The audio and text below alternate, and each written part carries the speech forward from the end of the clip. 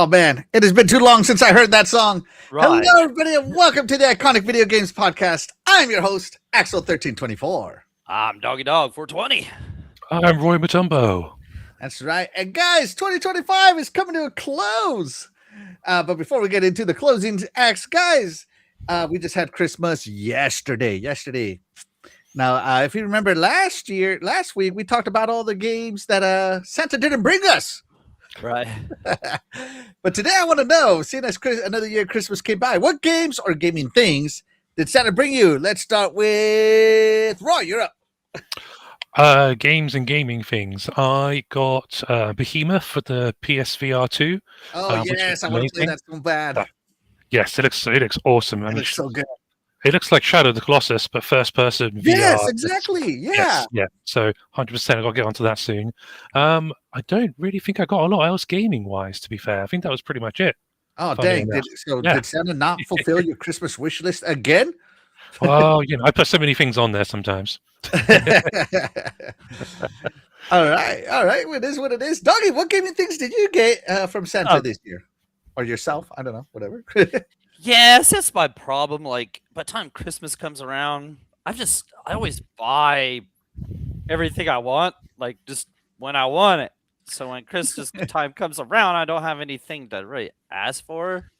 Mm-hmm. I did get an Xbox gift card, so I use that. Oh, hey, that's gaming related, bro. And so I'll go back a little bit. A few weeks ago, so I bought my own Christmas present for myself when they had the ROG Xbox Ally for $4.89. I picked that up, and I don't regret that purchase. I do not regret that purchase. I really like that thing. I would show up sitting over there. So good. But yeah, that was a great price for that. So I was happy to get that. I got Sonic Racing Cross Worlds on Black Friday. That was a good game, and I got like a Golden Tee Arcade Classics, and it came with some little mini marquees. It was cool. So, but yeah, that was about it. That ROG Ally thing is cool. I had promo for that thing, and then when it went down $110, I was like, dude. And then it came with like a month and a half worth of Ultimate. If you turn the 3 months into your Ultimate, so that was another, at this point, $45. I mean, man, yeah. So yeah, it's a cool device. I've turned it on every day since I had it. So. Yeah, a day doesn't go by that my ROG doesn't get used either. But I'm in the same boat as Doggy. My wife and I kind of made the agreement that my ROG was my early Christmas present. Right, yeah. Right, the ROG Xbox Ally. So I got that one too. Hey, shout out to Santa getting us the same thing. Right, yeah. Even the same right, yeah. But other than that, I'm a computer guy, so I got a Denver Broncos computer mat thingy for the keyboard and the mouse. That counts as I game on the computer. And absolutely, yeah. I got a Razer Leviathan X2 speaker for my gaming PC here. I've been wanting this thing for years, and I got it, and I'm so happy with it. I'm a huge Razer fan, by the way. If anybody doesn't know, my entire desk here is Razer, except for the computer and the monitors. But like that camera, Razer. Yeah, the speakers Razer, my mouse and keyboard Razer. I'm a huge Razer guy, right? I like their stuff. It lasts me like everybody's all like, oh, my mouse broke. I'm like, how many years did you use it? Well, it lasted me 10 years, but it broke. I'm like, yeah, Razer sucks. I'm like, 10 years. Come on. my Razer camera. This thing is pretty premium. So I bought this camera for the 5th episode of Iconic Video Games Podcast, and been using it ever since. So it works. Razer works, man. And if you take the time to set it up with the colors and stuff, which I don't do, I need to do that with mine. It would actually look better in the background. But yeah, I mean, it looks good if you mess with it. If you mess with it, yeah. But I'm just you can even make it even if I'm looking down, my eyes are looking up at the camera. Right? Yeah, exactly. Yeah, but I'm like, no, I'm okay. No. So I got the Razer Leviathan V2 XV2 speaker, and I set it up specifically for rock and roll music. Because why not? Yeah, that's what. Yeah. And I got the Assassin's Creed Shadows gifted to me. Ooh, nice. Yes. So I'm going to be playing that one. See, I could ask for that one. So I'm very excited to play that one. And what else gaming did I get? I feel like I got more, but I just can't remember. Those are the big ones. Shout out to my beautiful wife. Let me know if I forgot anything gaming related. Okay. So yeah, I feel like I did really well this season. Shout out to Santa. Stanley Francois is in the chat. Thank you so much for being here. He says, "Yes, sir. Let's freaking go." What's happening, fellas? What's up? Hey, by the way, chat, let us know what Santa brought you. We'd love to hear what you have to say. And shout out to El Nini. Thank you so much for being here. Yeah, what's up? MVP. He says, "Yo, yo, What is Yo. up? And shout out to, of course, Luis Vien, the MVP of my life, my beautiful wife. She says, hug for Mr. Doggy and Mr. Roy. There you go. Christmas hug. Well, yeah, hug for Christmas you too. hugs. Yeah, yeah. always good.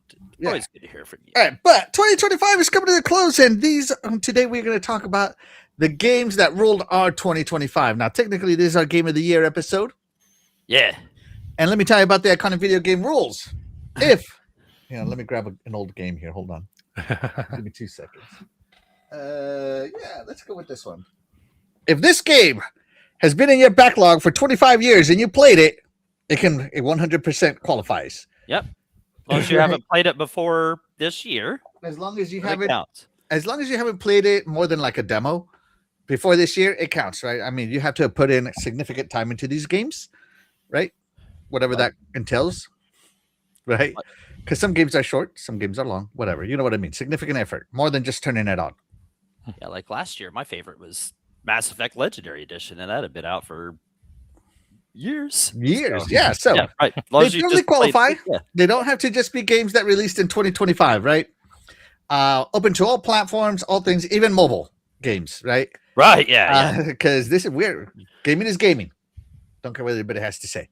Yeah. So we're going to talk about the games that ruled 2025 for us, regardless of where they came out, as long as this was new to you in 2025. Right? And even though 2025 was my year of the backlog, I did not make much. No, you probably much of a dent on it, man. you probably made less of a dent than it made more of a dent in, or made more of a bulge. You know what I'm saying? Like, I don't know. Next week we're talking about games that we're going to play in 2026. I think I want to add games that got added to the backlog from 2025 to it. Yeah, we'll have to do another backlog episode. Yeah. We'll have to do a new to the backlog or something episode. Yeah. So it's gonna be fun. It gets out of control. Yeah. All right. So of course we're gonna do this iconic video game style. I don't know how to make this thing play background music while I have other things on without ruining the stream personally. But we're gonna start with me. Right. So we're gonna start with the number 10 through number 4 games. But there's a rule. Doggy, tell them about the rules. All right. So the rules for this here Quick recap. Time. Yeah, our recap, our yearly recap here is this is going to be our 4 through 10 games, right? And Axel here is going to start out. He's got 7 minutes, which would be, of course, the equivalent of a minute apiece, to tell us why these 7 games are his 4 through 10. And I'm going to set a timer here, and I'm not going to let him get away with going over. And I'm going to make sure he understands, how much time he's got left. So, yes, absolutely. Yeah. So, and announce those timestamps clearly and with your good doggy flair. And I'm sure this is going to be a great list. So this is Axel's 4 through 10. Or I guess I should say 10 through 4. Favorite games of 2025. Yes. In a 7-minute time limit. Axel, you tell me when you're ready. All right. And I'm going to hit the go button here. And I'm ready. All right, and go. All right, so at number 10, I have Deep Rock Galactic Survivor. This is a bullet heaven game. If you know what that is, it's a auto shooter, very much in the vein of Vampire Survivors, but in the Warhammer 40K universe with the dwarves. It's really fun. It caught me by surprise. Everything can go wrong. That can go wrong, but man, you can upgrade some of these weapons really well. And it got me in, especially on my Rogue Ally. I love playing this one in my Rogue Ally. So yeah, that one is in at number 10. So it's still going great. At number 9, I'm going to put in Just Shapes and Beats. I have been wanting to play this game for years. This is, of course, on the Nintendo Switch. So this is a mining experiment that went wrong. Oh, sorry. This is this one goes with pink corruption. There we go. That consumes everything until the cube sacrifices itself. 6 minutes. Until the cube right there, sacrifices itself to restore the world. It's kind of emotional. It's got a really good story. It is a rhythm-based bullet hell game. Now, the previous one was a bullet heaven, where you're the one throwing all the bullets. This one is a bullet hell, where you're the one avoiding all the bullets. And not only that, to the beat. And the soundtrack is amazing. It's EDM-styled soundtrack, so if you're into EDM music, that's it. But then afterwards comes the end game. And the end game has like 100 more tracks that have been added since this game released. It still has a strong multiplayer thing to it. And trust me, man, Just Shapes and Beats is an incredible game. I recommend it to everybody who likes rhythm-based games. To me, this is my Nintendo Switch game of the year. At number, let's see, 10, 9, 8. At number 8. At number 8, I have Ball Cross Pit. This is the indie darling of the year. 5 minutes. This is the indie darling of the year to me. This one, I don't know the point of this game other than this is a brick breaker game that's just like on steroids, and it's so addictive, so fun. Every character has their own way of launching balls. It's pure arcade adrenaline in this one. It is an RNG based game. What do you call those games that are RNG based a lot? Roguelike. It's a roguelike game. But it also has like a town building, so you can get some permanent upgrades through town building. And this game is fast paced. Trust me, it gets OP. It gets OP through there. At number 7, I'm gonna put in Kunitsugami Path of the Goddess. This one I played early in the year. First game I played this year.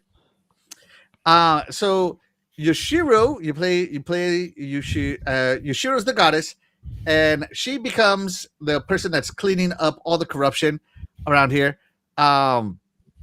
They do a cleansing ritual that has a dance, which is really cool.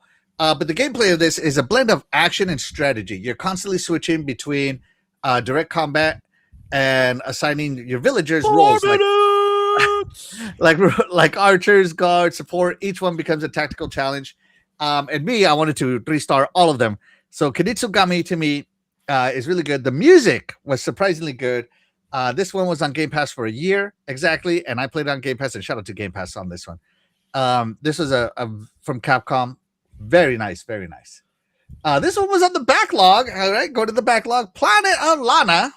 I played this one. This is a puzzle platformer that is emotional at times. So I love this one because you get a little pet cat thing. I don't know what it's called, but it's called Mooey. And it adds layers to the problem solving in the puzzles. And I love this one because my beautiful wife helped me with this game. She helped me with the puzzles. She came up with extensions. She pretended she was the cat, and she was telling me what to do with the cat. And it was amazing time to solve the puzzle. She was beautiful. She was amazing. And that's what made this game so memorable, is that I played with my beautiful wife on this one. At number 5, I'm going through this fast. You are. At You number got 5. 2.5 minutes, man. Speed it up, man. sorry, my bad. 2.5. At number 5 comes Mech Warrior 5 Mercenaries. I love. First off, my first PC that I ever got was specifically to play Mech Warrior 2. Boy, have things moved on. Now again, Mech Warrior 5 Mercenaries came out like in 2020. I don't know, maybe before then. It was in the backlog. So this one is really cool. The story is that you're kind of avenging your father's death, and it brings you into a web of, I don't know what, corporations. 2 minutes remaining. A web of corruption with corporations and other mercenary rivals. It's really good.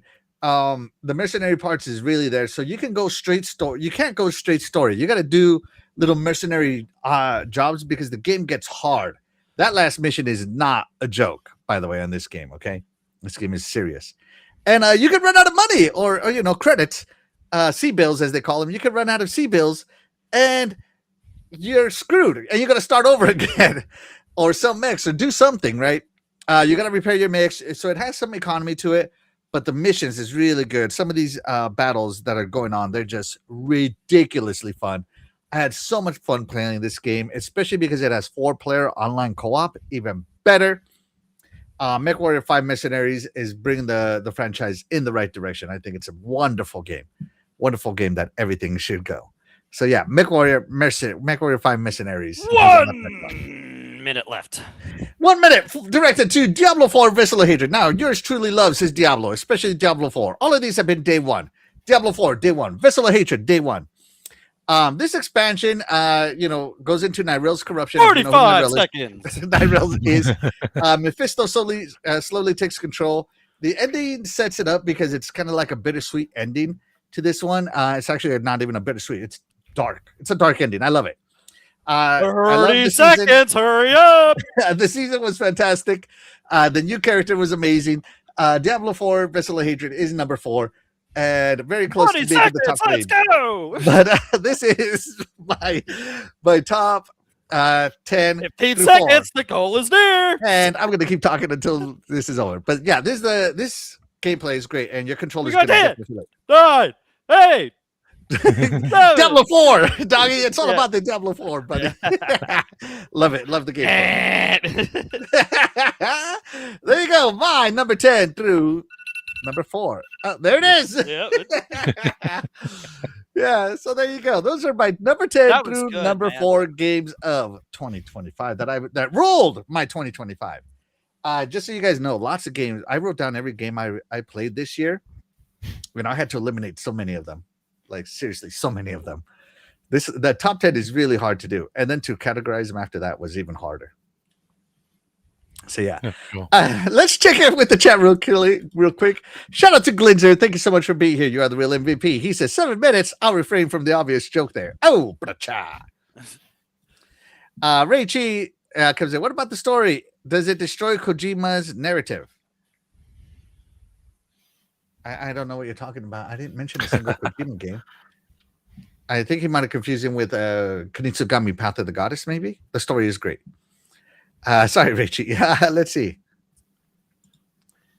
Hold up. Where's the super chat button? Did you two put a coal on your stocking? What's up? I don't know what happened to my super chat button. You're right. No, yeah, what happened? I'll have to investigate it. Sorry, Glinzer. And of course, all of you, thank you so much for your super chats. But I'll read your chats. I will. Oh, yeah, absolutely. Yeah. Sorry about that. I'll have to check on that. Rachie says, Planet Lana, lots of hearts. Yes. Rachie goes, where's Mech Assault? I had Mech Warrior in there. Mech Assault, man, I played that one way back in the day. It doesn't qualify. My beautiful wife is laughing. Mr. Doggy, give you a timer. Yes. He will give you a yellow card for taking more than 2 minutes. Yeah, right. Yeah. Glizzer says, how about top 10 make games? Unless you already did it. We did do not top 10 make games, but games where we play as robots/mechs episode, if you remember. Yeah. Right? We did do that episode. Yeah. So, yeah. Give Axel an extra 1,324 seconds. I love it. Glinzer. So, there you go. Those are my number 10 through number 4. Doggy, Roy, what did you think of my number 10 through number 4, guys? Either one of you can go first. Do you need me to post them back up? Yeah, you go ahead and post them back up. Anything about this one? I played that one. I didn't play it too much. It was kind of a rough start, of a game, but I think the more just the more you played, of course, it'd be easier. So yeah, the bullet heaven games are like that. Yeah. Right. I think it'd be fun if you gave it. Oh, it's hard as hell, dude. You think Vampire Survivors was hard? This one is ridiculous. Right. I think that'd be fun, though. I think it'd be fun if you gave it a chance. So good pick there. Yep. Yeah. Roy. By the way, Roy, you can definitely jump in anytime you want. Yeah, no, that's fine. I mean, I've seen the game. I didn't realize it was in the 40K universe, which I thought was quite cool. But I don't know. I probably know a lot more about it now with your speed through it. Yeah. And by the way, if you have nothing to say, you can just say skip or next, right? Let's see. Just Shapes and Beats. I love my rhythm games, doggy. Right. Yeah. Yeah, that game looks cool. I've seen this before. It looks cool. Roy, have you heard of this game? It's on the Switch. I think I've heard of it. It sounds like something I'd like to give a go, to be fair. Definitely. It has a demo. You should definitely play it. Yes. Ball Cross Pit, one of the indie darlings this year. It's a brick breaker game, and it's so much fun. Kunitsugami Path of the Goddess. I think I'm literally the only person I know that has played this game. It's a cool game. I just didn't play too far into it, but it's a cool game. I played this game like there was no tomorrow. I loved it. Loved it. Planet Lana. This one was from the backlog. I got this one from the backlog. So finally played it because Planet Lana 2 is coming out. And man, what a game. What a game. That's what I want to play. That's on my wish list at the moment. And I played a demo of it at a convention, I think a couple of years ago. And was just like, yeah, that looks really cool. I have to ask, Roy's accent British? No, dude, he's German. Yeah. No, I'm kidding. No, he is British. He's from across the pond. That's why we love him, man. Across the pond, yeah. That's right. Let's see. Mech Warrior 5 Mercenaries. I love me my mech games. Nothing. Yeah, and I don't think Doggy played this one at all. No. But I know Doggy played some Diablo. I don't know if he played Diablo the Vessel of Hatred expansion, but I know he played Diablo. No, I wanted to get that. I just got. I mean, you know how the year was. It was just so full of games. I just got lost in the shuffle. But I'm sure it was great because Diablo 4 was great. Yeah, no, it was. I mean, now that it's not the Vessel anymore, it's something Lord of Hatred is coming out. I'm like, yes, the double DLC. Oh man, God, I am so day one on that one. I am so day one on Lord of Hatred. So yeah, and those are my games here. Who wants to go next? I don't mind, man. You know what? Let's have Roy go next. I want to hear. You want to go with me? All right, start getting warmed up. Start thinking about your number 10s, okay? Okay. I'm doing them in the order you gave them to me from 10 to 4. Yes, that's fine. That works for me. All right. Let's see. Raichi says, I play Kunitsugami. If you play it on the Xbox One VCR, it would look like a native PS2 game. Really? On the Xbox One Fat? Now I'm curious. I want to see what it looks like on the Xbox One Fat. I love my Xbox One Fat. Let's see. I have my Xbox One X over there and my Xbox One Fat in another room. So I might have to check it out. Let's see. Double DLC, keep it clean. Shout out to Clincher, man. You're so funny. All right, Roy, let me know when you're ready. Yes, I can go. Let's do it. All right, Dolly, set that timer. Are you ready?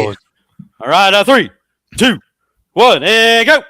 Okay, in with number 10, I've got Mario Kart World. So I got the Switch 2 this year, not long after it launched. Obviously, it came with Mario Kart World, and it was one of the first things to be played on there. And just looking at the comments, distracted me now. Yeah, there's a lot of fun with Mario Kart World. I never actually, because I didn't have a Switch 1, I didn't really play Mario Kart 8. So it was the first one I've played since, I think, since the DS game. Oh, yeah. Had a really good time with it. I liked the whole the knockout tour. And obviously the open world map and everything that they've got going on with that. Lots of different characters, different power-ups. The playing online was fun, even though it was quite difficult.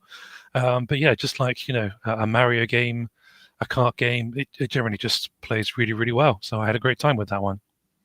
Absolutely loved it. Again, with the Switch 2 was the Welcome Tour. This one probably could have ranked higher if I didn't have to pay for it. It felt like it should have been included on the console, like Astro on the PS5, Astro's Playroom.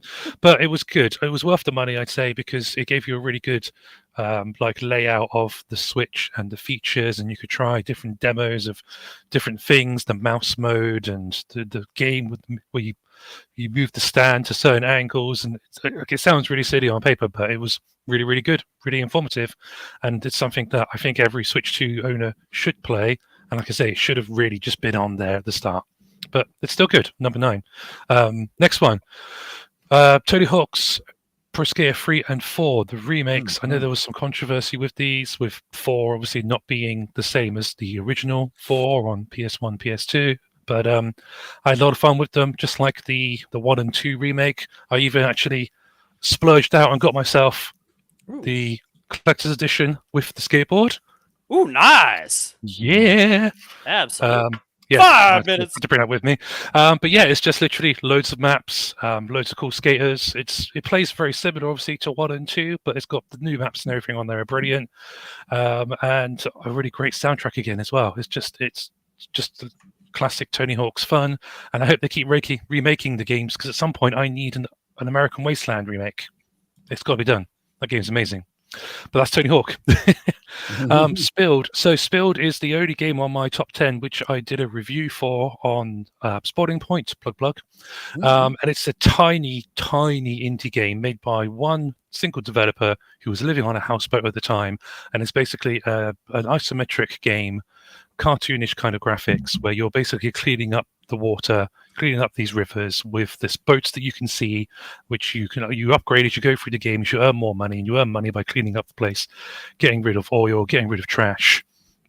Your boat gets bigger and bigger, and you can clean up more trash, and basically just carry on like that. And it's just got a really nice message. You can complete it in probably under a couple of hours, but it's a really lovely game, and I just love sitting down with that.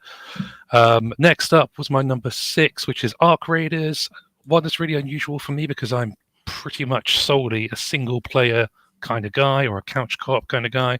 But Arc Raiders, a friend of mine played it, and I just kind of got drawn into the gameplay and like the exploring the world and taking on the machines, doing it either solo, doing it with friends, trying to find what you can do and then get out of the map before you die with all of your little stuff. Everything like that. But yeah, it's obviously been a really popular game, and I've had a great time with it. So next one I had was Clair Obscur. People probably know about this game. I don't really have to say too much. I haven't finished it Never yet. heard of it. Who's Claire? Minutes. Why is she obscure? But yeah, a friend basically lent it to me. I played about 15 hours or so, and then he asked for it back. So I need to get my own copy because I was really enjoying it. Like, I'm not really a turn-based kind of guy. I've never really done much in the way of like Final Fantasy or anything like that. But I was loving the gameplay, loving the parry system, loved the world, the story. The opening cutscene was really emotional. And it's just, fair enough. Like, no wonder it won so much stuff in the Game Awards there. Brilliant stuff. After that, I've got number 4, which is WWE 2K25, specifically the Switch 2 version. I've been playing WWE games, WWF games, since the first SmackDown on PlayStation, and every pretty much generation of PlayStation that I've had has been defined by wrestling games. And I play more of the wrestling games than watch any of the wrestling shows. I've watched a little bit this year, but not much. But the gameplay on 2K25 has been really good. And what surprised me most about this one is that it's on the Switch 2. It's completely portable, but it plays just as well as the PS5 version does. And it's just incredible. I can sit in the car, I can pop the damn Switch up on the steering wheel, and I can play some wrestling. Nice. I just absolutely love it. We can't go wrong with that. I suppose that's kind of everything, really. That's my 10 to 4. All right. Time to spare. All right. Yeah, time to spare. Let's see what the chat has to say here.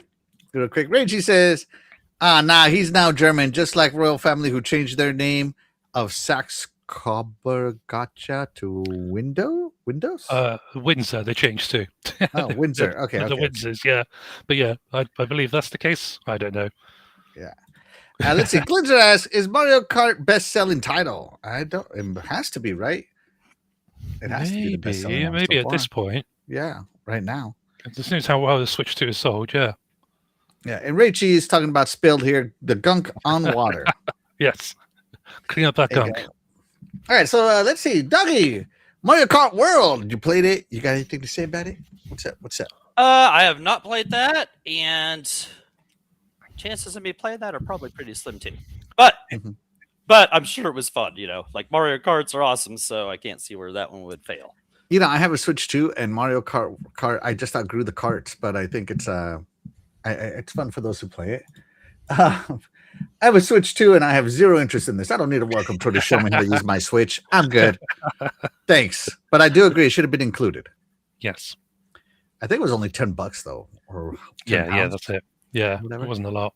Yeah. Tony Hawk. I love that collector's edition skateboard you have. That's cool. Yes. It's lovely. Mm-hmm. I haven't played it either. Never heard of this game. Never heard of it. Arc Raiders. I like PvE games. I don't like PvPvE for some reason. It just it's not my style. I never win. Like I played some PvPvE. I've tried like 4 or 5 PvPvE games and I'm always dead last. It's just not fun for me anymore, man. I don't have the skills. I don't have the skills anymore. There's a little game here made by like 10 people. No, 33 people. You might have heard of it. This Who one knows? is in the backlog. I want to That's play fair. it. I really want to. You need to play. I just didn't know that I picked such long games to play this year. Like in my head, I'm like, oh, I can finish this game in 2 weeks. Anyways, 5 months later, I'm still on the game. Yeah. And of course, I acknowledge him, your tribal chief, Roman Reigns, cover of 2K25. Yeah, there you go. Yeah. I like me some WWE. I would love to go to a WrestleMania or something, but not for the tickets the way they are now. They're like $3,000. No way. But 2K25, I haven't played a wrestling game since maybe the wrestling games on the N64. So it's been a while. Ooh, wow. Yeah. It's been a while. Fair enough. Yeah. So there you go. Great picks, though, Roy. Great picks. Thank you. All right, let's check in with the chat again. Let's see. How does Mario Kart compare to Sonic Crossworlds? Have you played both of those, Roy? I haven't. No, I really want to play Crossworlds because as soon as they revealed that trailer, I thought to myself, that just looks like Racing Transformed to a degree. But I haven't managed to pick up a copy of it yet. I'm waiting to get a good price on Switch 2. So as soon as I see a good price for it, I'm going to jump on and give it a go. I've heard some people say it's better than Mario Kart World. Some people maybe wouldn't agree, but I think it's got a good chance of being pretty good. Yeah. Yeah. Glinda says, what do y'all think of the Indie Awards taking away Expedition 33's win? I heard of it, but I didn't really think about it, man. I don't know the reasoning why. Something about the AI. They used AI to something for something on a lamppost, like it. Yeah. There's like they say it's placeholders or something like that. Yeah, it wasn't really anything big, but hey, whatever. Everybody's mad because they mopped up. So whatever, you gotta probably so do what you gotta do. So yeah, hey, you know what? The rules to the show are the rules to the show. Right? Yeah, nope. That's all there is to it. Yep. So who took it after them? Anybody know? I'm not sure. No, I didn't see. Let's see. Expedition 33 stripped of Indie Awards. Let's see. Oh yeah, generative AI. Okay, yeah. See, there you go. Doggy was right. Yep. Disqualification. It wasn't nothing big, but then Blueprints. Oh, okay. Became the winner. The puzzler, Blueprints. Yeah, okay. Let's see. Glinda says WCW NWO Revenge on N64 was hot. Right? Right? Hot. Yeah. No, it wasn't hot. It was hot. Hot. So there you go. Yeah, I do love me some. I still have it. So yeah. Let's see. Age of Empire 2 announcer, the Frank won the war. Yeah. There you go. All right, Doggy, you ready? I'm ready. Yeah. I'm ready. Number, hold on. I'm not ready. Doggy. Calm down. Hakuna your tatas. I'm not ready yet. All right, here we go. All right, now, Doggy, are you ready? I'm ready. All right, 7-minute timer. Here we go. Starting with number 10 in the order you gave them to me. Yeah. All right. I remember that. Yeah. I got this written down here. So yeah. Right, hold on. Okay. All right, here we go. And ready, Doggy. Ready. Yeah. Okay. So yeah. And go. Yeah. So Warhammer 40K. Yeah. Thank you for letting me know. Space Marine 2. Yeah. So this is pretty much my first finished game of the year. Played this co-op with my man Jago. What a blast! Third person hack and slash shooter. So gory, so violent. Gotta love the execution moves in here. Just hordes of enemies. Tons of gore. Cool boss fights. And like I said, it was just an absolute blast playing through this with Jago. To start off my co-op year. So I got second. All right, so number 9 is South of Midnight, and I've never been a big Compulsion game fan, but this changed my mind about those guys. Hazel Flood, I do believe that was her, but Hazel, great main character. The stop motion 6 minutes. 6 minutes. Stop motion they were great. You could turn it off, but no, I left that on.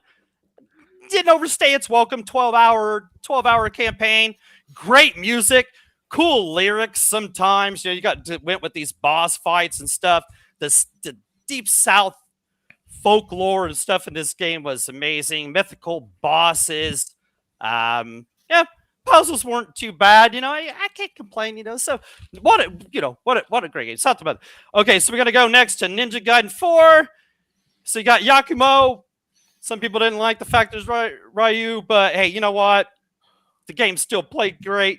He still had tons of skills, and you're still going to play as Ryu Hayabusa later on in the story. The story was decent. I was digging it. The chick, the priestess, hey, she was hot, right? She was hot, man. Hey, you couldn't. It would have been Ninja Gaiden without it. Right, exactly. 5 minutes. Yeah, hack and slash in his finest. The platforming was cool. The Blood Raven thing was cool. Yeah, it's just it was a long wait for Ninja Gaiden, but it was worth it. Let's see, what did I have next here? I had Avowed. Oh, Avowed. I liked Avowed.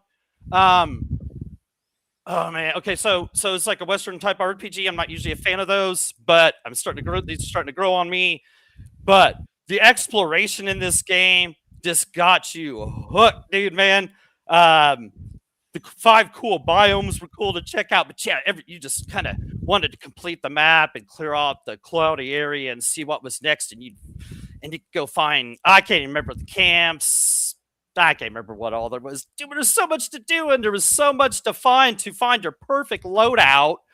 And I remember my perfect loadout was a great axe and this gun that I made out of 2 pieces of like scrap metal or something like that. At the end of the game, you had to take it. Woo, boy! But that was cool. So you could change your loadout. You could change you could play this game however you want. It was really well done. I didn't expect. I wanted to try it out, but I did not expect to like it that much. What was next? RoboCop. Unfinished business, man. I'm telling you what. Yeah, Rogue City, unfinished business. So if you liked Rogue City, and okay, so this was supposed to be a standalone DLC, but I spent 20 hours in this game, so I'm gonna call it a whole game here, okay? And I got the 1000G in it, and if you loved Rogue City, there was just more of this goodness with some new enemies. Few new weapons, but who needed those weapons? Because the Auto 9 was just so kick-ass. Who needed, you know what I'm saying? But they were there. There was a minigun you could take around. You got to play as Ed 209. You got to play as Alex Murphy in the flashback scenes. Man, it was so cool. 3 minutes. Thank you very much. And if you have played Rogue City, you owe it to yourself. To finish off this story and check this out because it's just more of that goodness. What do we got next? We got Dragon Quest 1 and 2 HD 2D remake. Oh my god, that almost took me a minute to say that, but man, those are some of my favorite NES games, Dragon Quest 1 and 2. So to go back and play these again, and this cool art style and the music was amazing in this game. They really, and it's just cool to go back and see all these old places that I knew as a kid and I loved as a kid, and seeing them kind of reimagined in this new. And it's cool to see the story and kind of the added parts to it. I'll give it to it. I really enjoyed my 60 or so hours I had in this game. I really, really loved it. And let's see. So what I have last time, Lunar. 2 minutes. All right, so that Lunar remastered collection, and this was almost on my top 3. So what I spent 6 days playing this game. And these 2 games, well, You're 2 welcome, games, I should say. Yes, and yeah, I wanted to play these back on the Sega CD back in the day, but just what a lovable cast of characters. What great music, the cutscenes, the story. I love the combat in it. These games were tough too. You couldn't just walk through these. You had to have yourself prepared and ready. Yeah, I like I said, spent 6 days playing these. I played through these a couple times to get the 1000G, and I loved playing through these. There's just so much love here.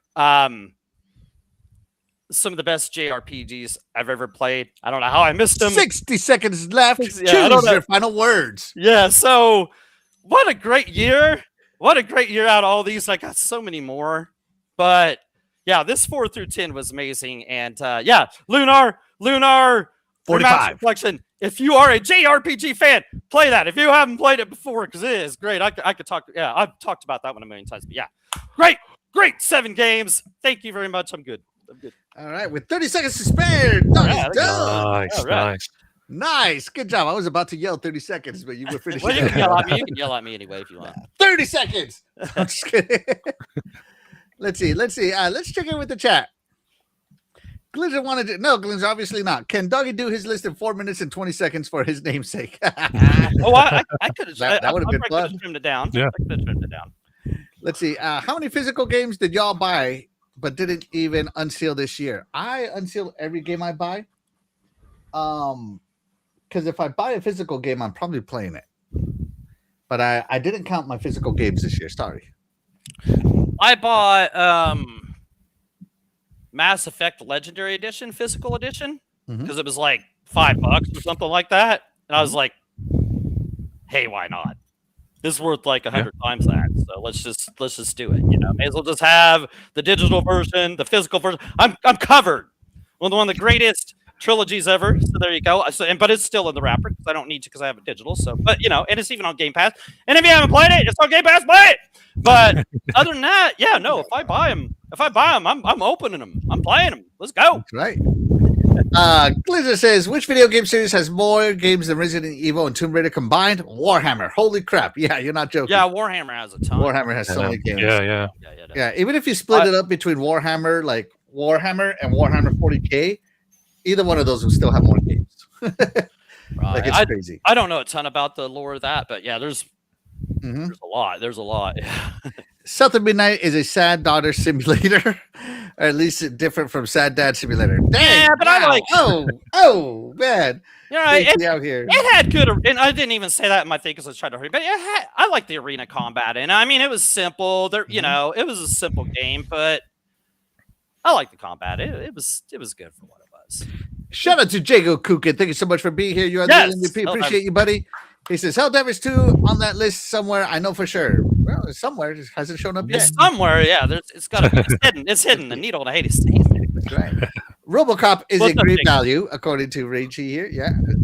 Oh, RoboCops. Both those RoboCop games are great. I'm telling you. Speaking of RoboCop, Jago Kukin says still gonna play unfinished business. Yes. Pick it up. You know, if you think the price tag's a little high, pick it up on sale. But I'm telling you, if you enjoyed Rogue City, it's just more of that goodness. But the thing is with it is there's just more combat and a little less story. It's just more running and gunning and going. You know, let's go. You know, so or not running and marching, but you know what I mean. For the 32-bit and earlier era, it seems RPGs get the lion's share of remastered collections. Yeah, man, they're after us millennials and younger Gen X. Yeah, right. Mostly millennials, though. I think, right? Yeah. Because we got that money now. We got adult money now. Let's see. Rachie says, I don't know how much a physical copy of Lunar on Xbox. Dude, you will not find it. Lunar was made in limited run quantities. And if you got that one on physical for $40, I think they're selling for like almost $200 right now on eBay. Ooh. What, Lunar on remastered collection? Oh, I think. Let me see. Let me make sure. Let me see. No, they kept making those till they ran out of. They said they were going to keep making those till then. I don't think so. Quantity died. You know the demand for it died. You know what I'm saying? All right, let's see. Complete new price. I have no luck with physical. So all right. So I was lying. The most expensive one is the European Nintendo Switch version at $60.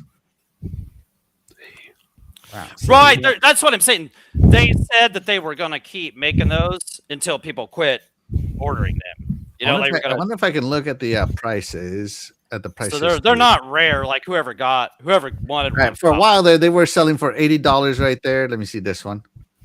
Let's see. This one was selling for $80. That's not $100. Yeah, that's no meat on the bone. By the time eBay takes $120.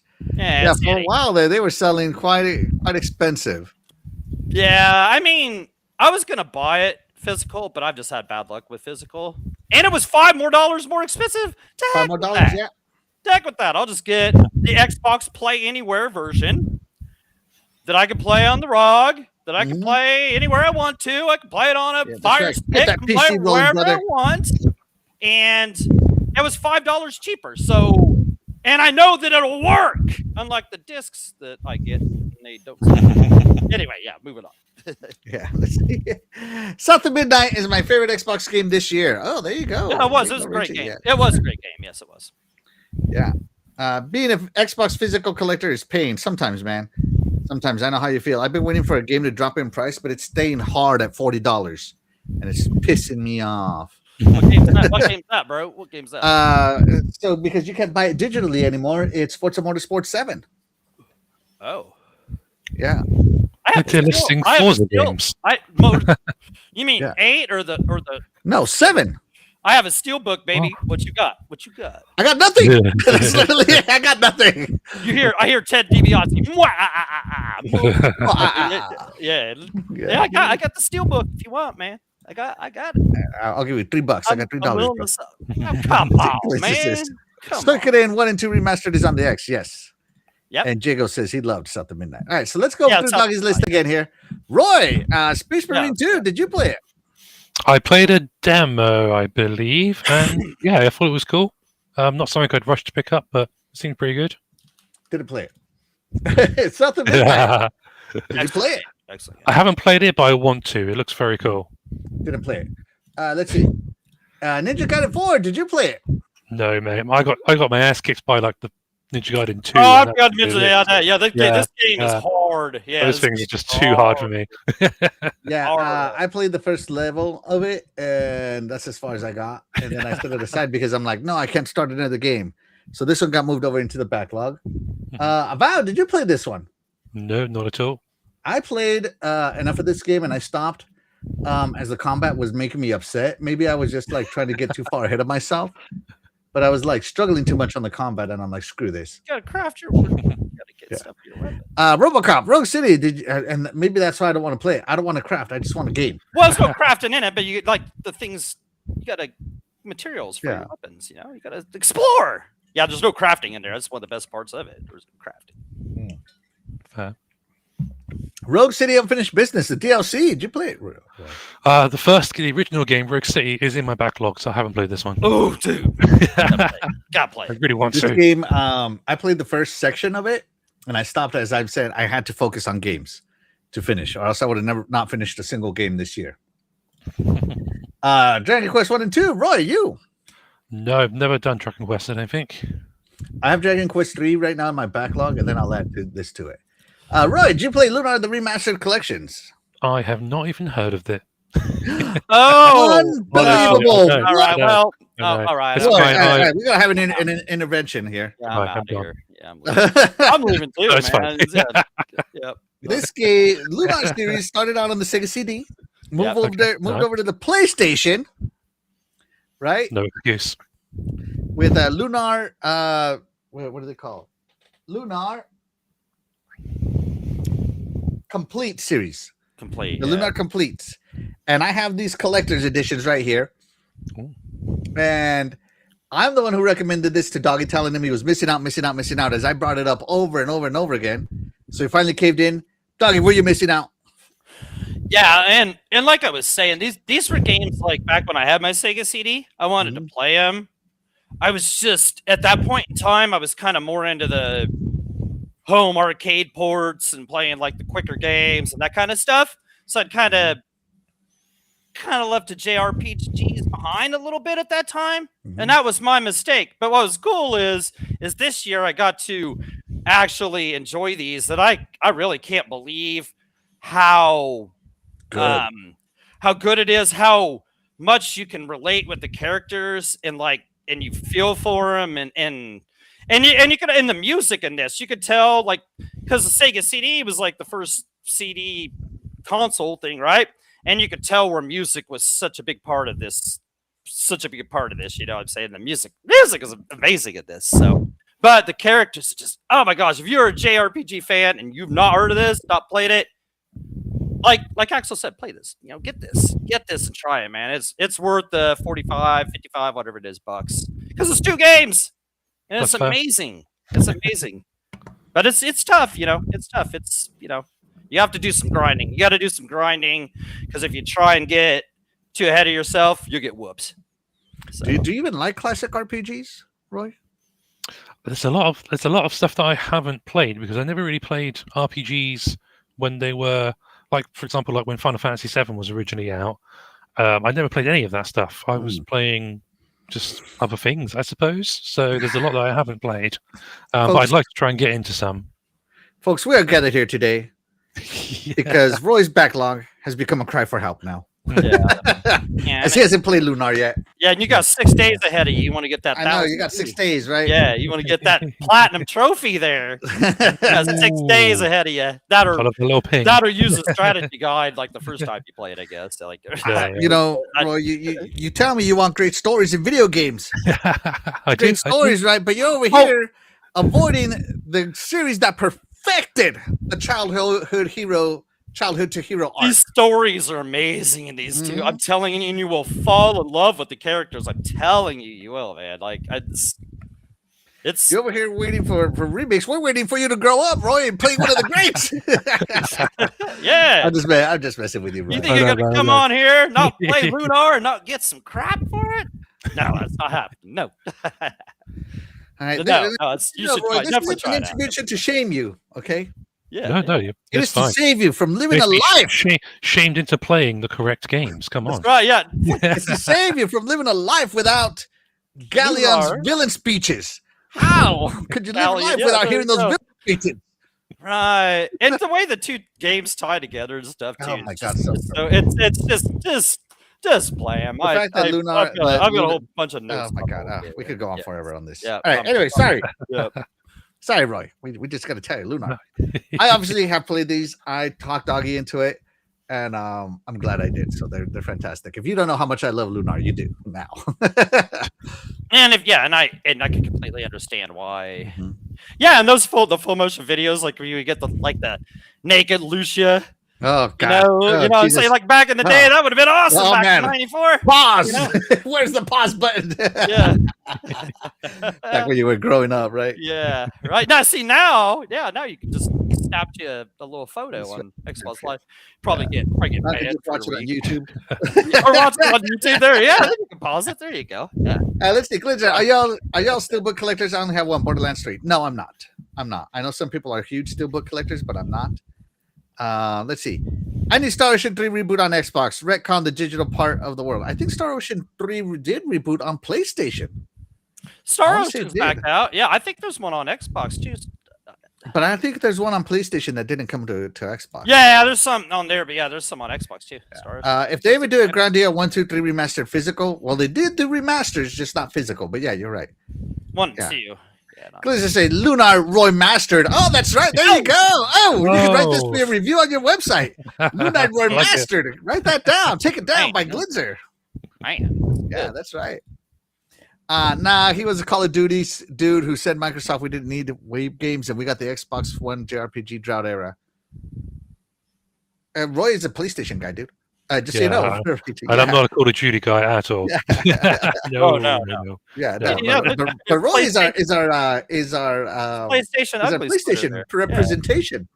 That's right. There you go. Yeah, there you go. Yeah. He's got the PlayStation rep. That's awesome. Yeah. Shout out to Poison Ivy 54. Thank you so much for being here. You are the real MVP. He says Merry Holidays. Thank you so much. Mary. Oh my gosh. Is this one of your friends, Roy? From Mary. Yeah. I don't think so. Yeah, there you go. Well, hey, thank you for joining us. No matter where you're from. Yeah, exactly. When a remaster comes out and you own the original, do you sell the original or keep it? I keep it. I mean, no, he keeps. Yeah, I keep it. I'm a collector. I keep it. Yeah. I was dumb and sold all my stuff. And I wish I had all my stuff. I used to sit down at the computer and I had a list of all the games I had and order alphabetical order by system and stuff. And I was so proud of it. And I was so dumb and got rid of all that. And you sold it all to me for $3. No, I didn't. Because you were trying to get out of me for $3 earlier. And a bag of that Big Lee Chew bubble gum. Oh, the grape? Yeah, great That's big what's league still the chew. deal. No, you know what? I'll sell a lot for some great big league chew. I like All that. right, guys, but it is time to get to the Let's games that Let's really go, yeah. rule 2025 for us. Right, we're on to our top threes, and we're going to go in order: 333, 222, 111. Yeah. Right. All right. So, of course, this is open to your Nintendo controller style games. This is open to your PlayStation controller style games. Yeah. Ooh. Open, of course, to your Xbox style games. Right. Ooh, nice controller there. Yeah. Or your cell phone games, and of course, I'm not going to put on the VR headset, but your VR style games. So this is any game from anywhere, because we don't discriminate here on the Iconic Video Game Channel. You know what? We're going to start with Roy today, as he's really with us. So we're going to start with him. Roy, Okay. what is your number 3 on your My top number 3 10? for this year is Lost Records, Bloom and Rage. Hmm. So let me start out by saying that I am a grown adult man in my late 30s, and I like games about teenage angst. I love Life is Strange series. Played every single one of them through and absolutely loved them. This one, Lost Records, obviously is some of the original developers from Life is Strange. It's a slightly different game. It's got a sort of a 90s sort of retro vibe, I believe. So you're basically playing as this character here called Swan, and the game starts off in the present day, and she's meeting up with some of her old friends, and then you go back into the flashbacks where you play as Swan, and you go through this adventure with the girls that she meets, makes friends with. It's got this really cool mechanic where she has this video camera, and you can basically use it to look at everything. It's also your torch, but you can find things in the world, and the collectibles in the game is literally just like find and record like 10 birds in this area or something like that. And it's just, it's all about like the friendships that they make. There's this band that they put together, and they all have their issues and that sort of thing. And you get this a weird supernatural thing which kind of comes into it more towards part 2 of the game, as they released it in 2 parts. But the majority of it is just literally these girls hanging out, finding a place to sort of to hang out in, and they do it all up, and they try to stay away from other people that are causing them issues. And there's some emotional stuff in there, but it's great. It's absolutely brilliant. It's up there with like the best kind of Life is Strange games and other games like it. All right. So these are in the vein of the Telltale style games, right? To a degree, yeah, I would say so. It's a similar kind of thing where you've got that sort of a lot of the gameplay is interacting with other characters and making conversation choices, that kind of thing. Yeah. Okay, so that is a great choice. Fantastic. Chat, let us know what your top 3 games are this year. We'd love to hear what your top 3 are. Doggy, what about this? Is this making your list? Is Roy convincing you to play this game? What is this called? Lost Records? Is that Lost Records, Bloom and Rage? Bloom and Rage, that's right. Yeah. This is from Donut? Don't nod.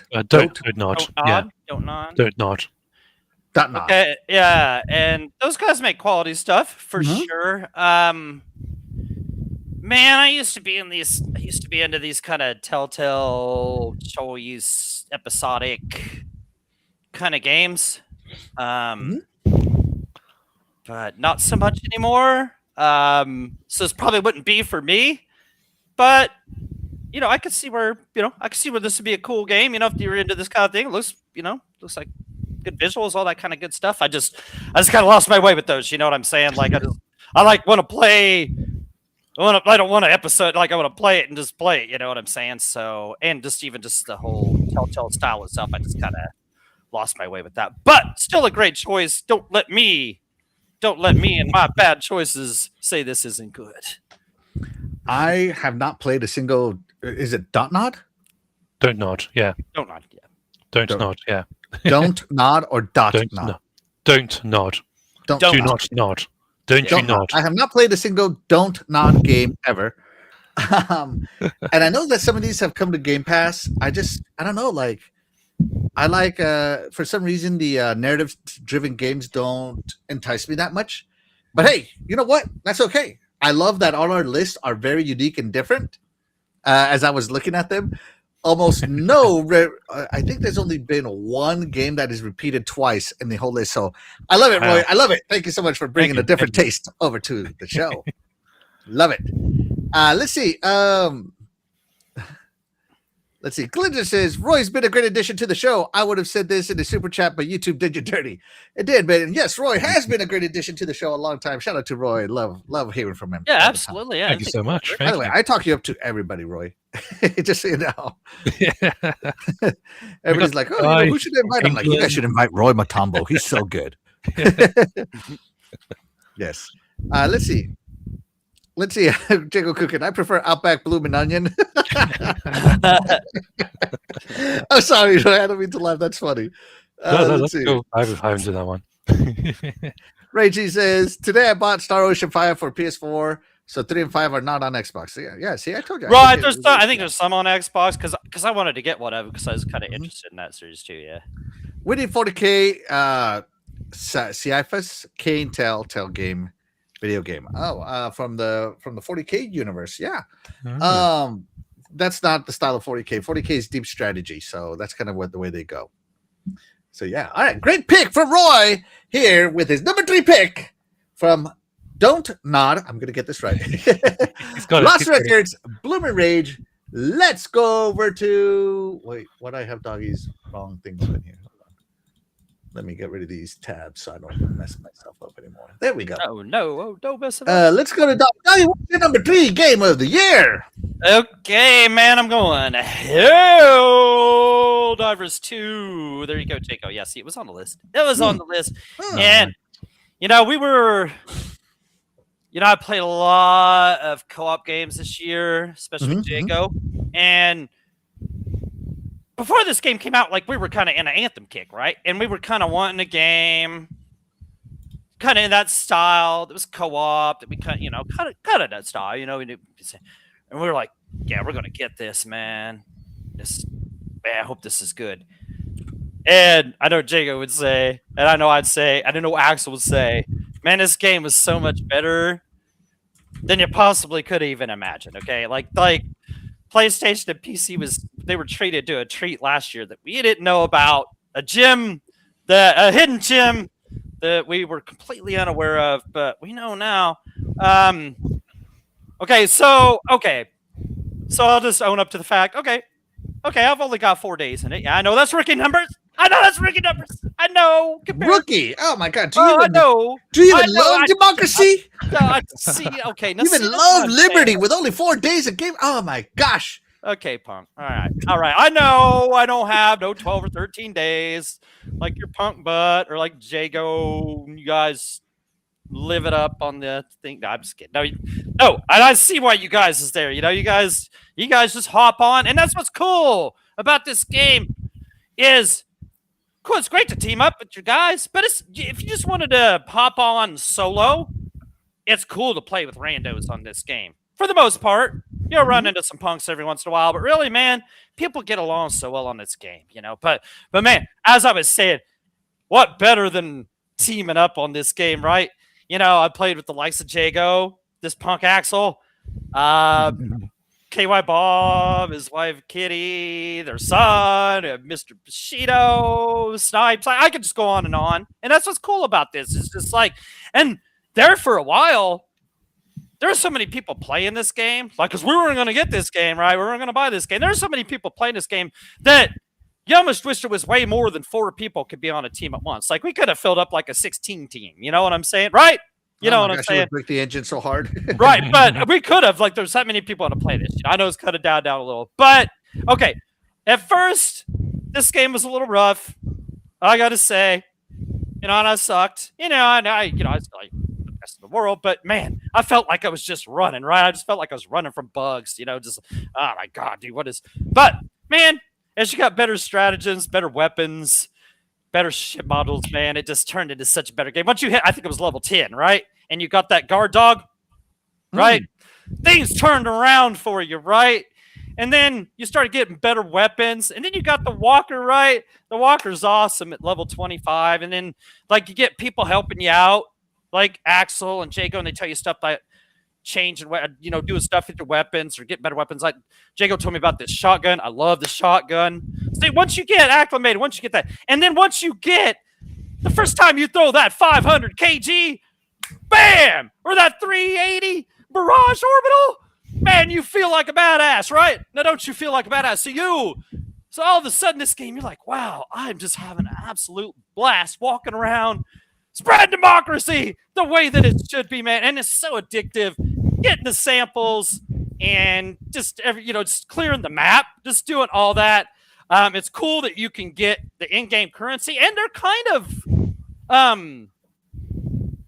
generous about it. They're kind of really generous are, about yeah. it, right? Like the super credits that you get to buy the war bonds, which are super awesome to get more cool gear, whether it be ammo or armor, weapons, just the capes, just anything, or like perks, just the war bonds are so cool. I bought quite a few. I haven't got them all, like you guys are just tearing it up, but it's so cool that you can get the in-game currency. So shout out to them.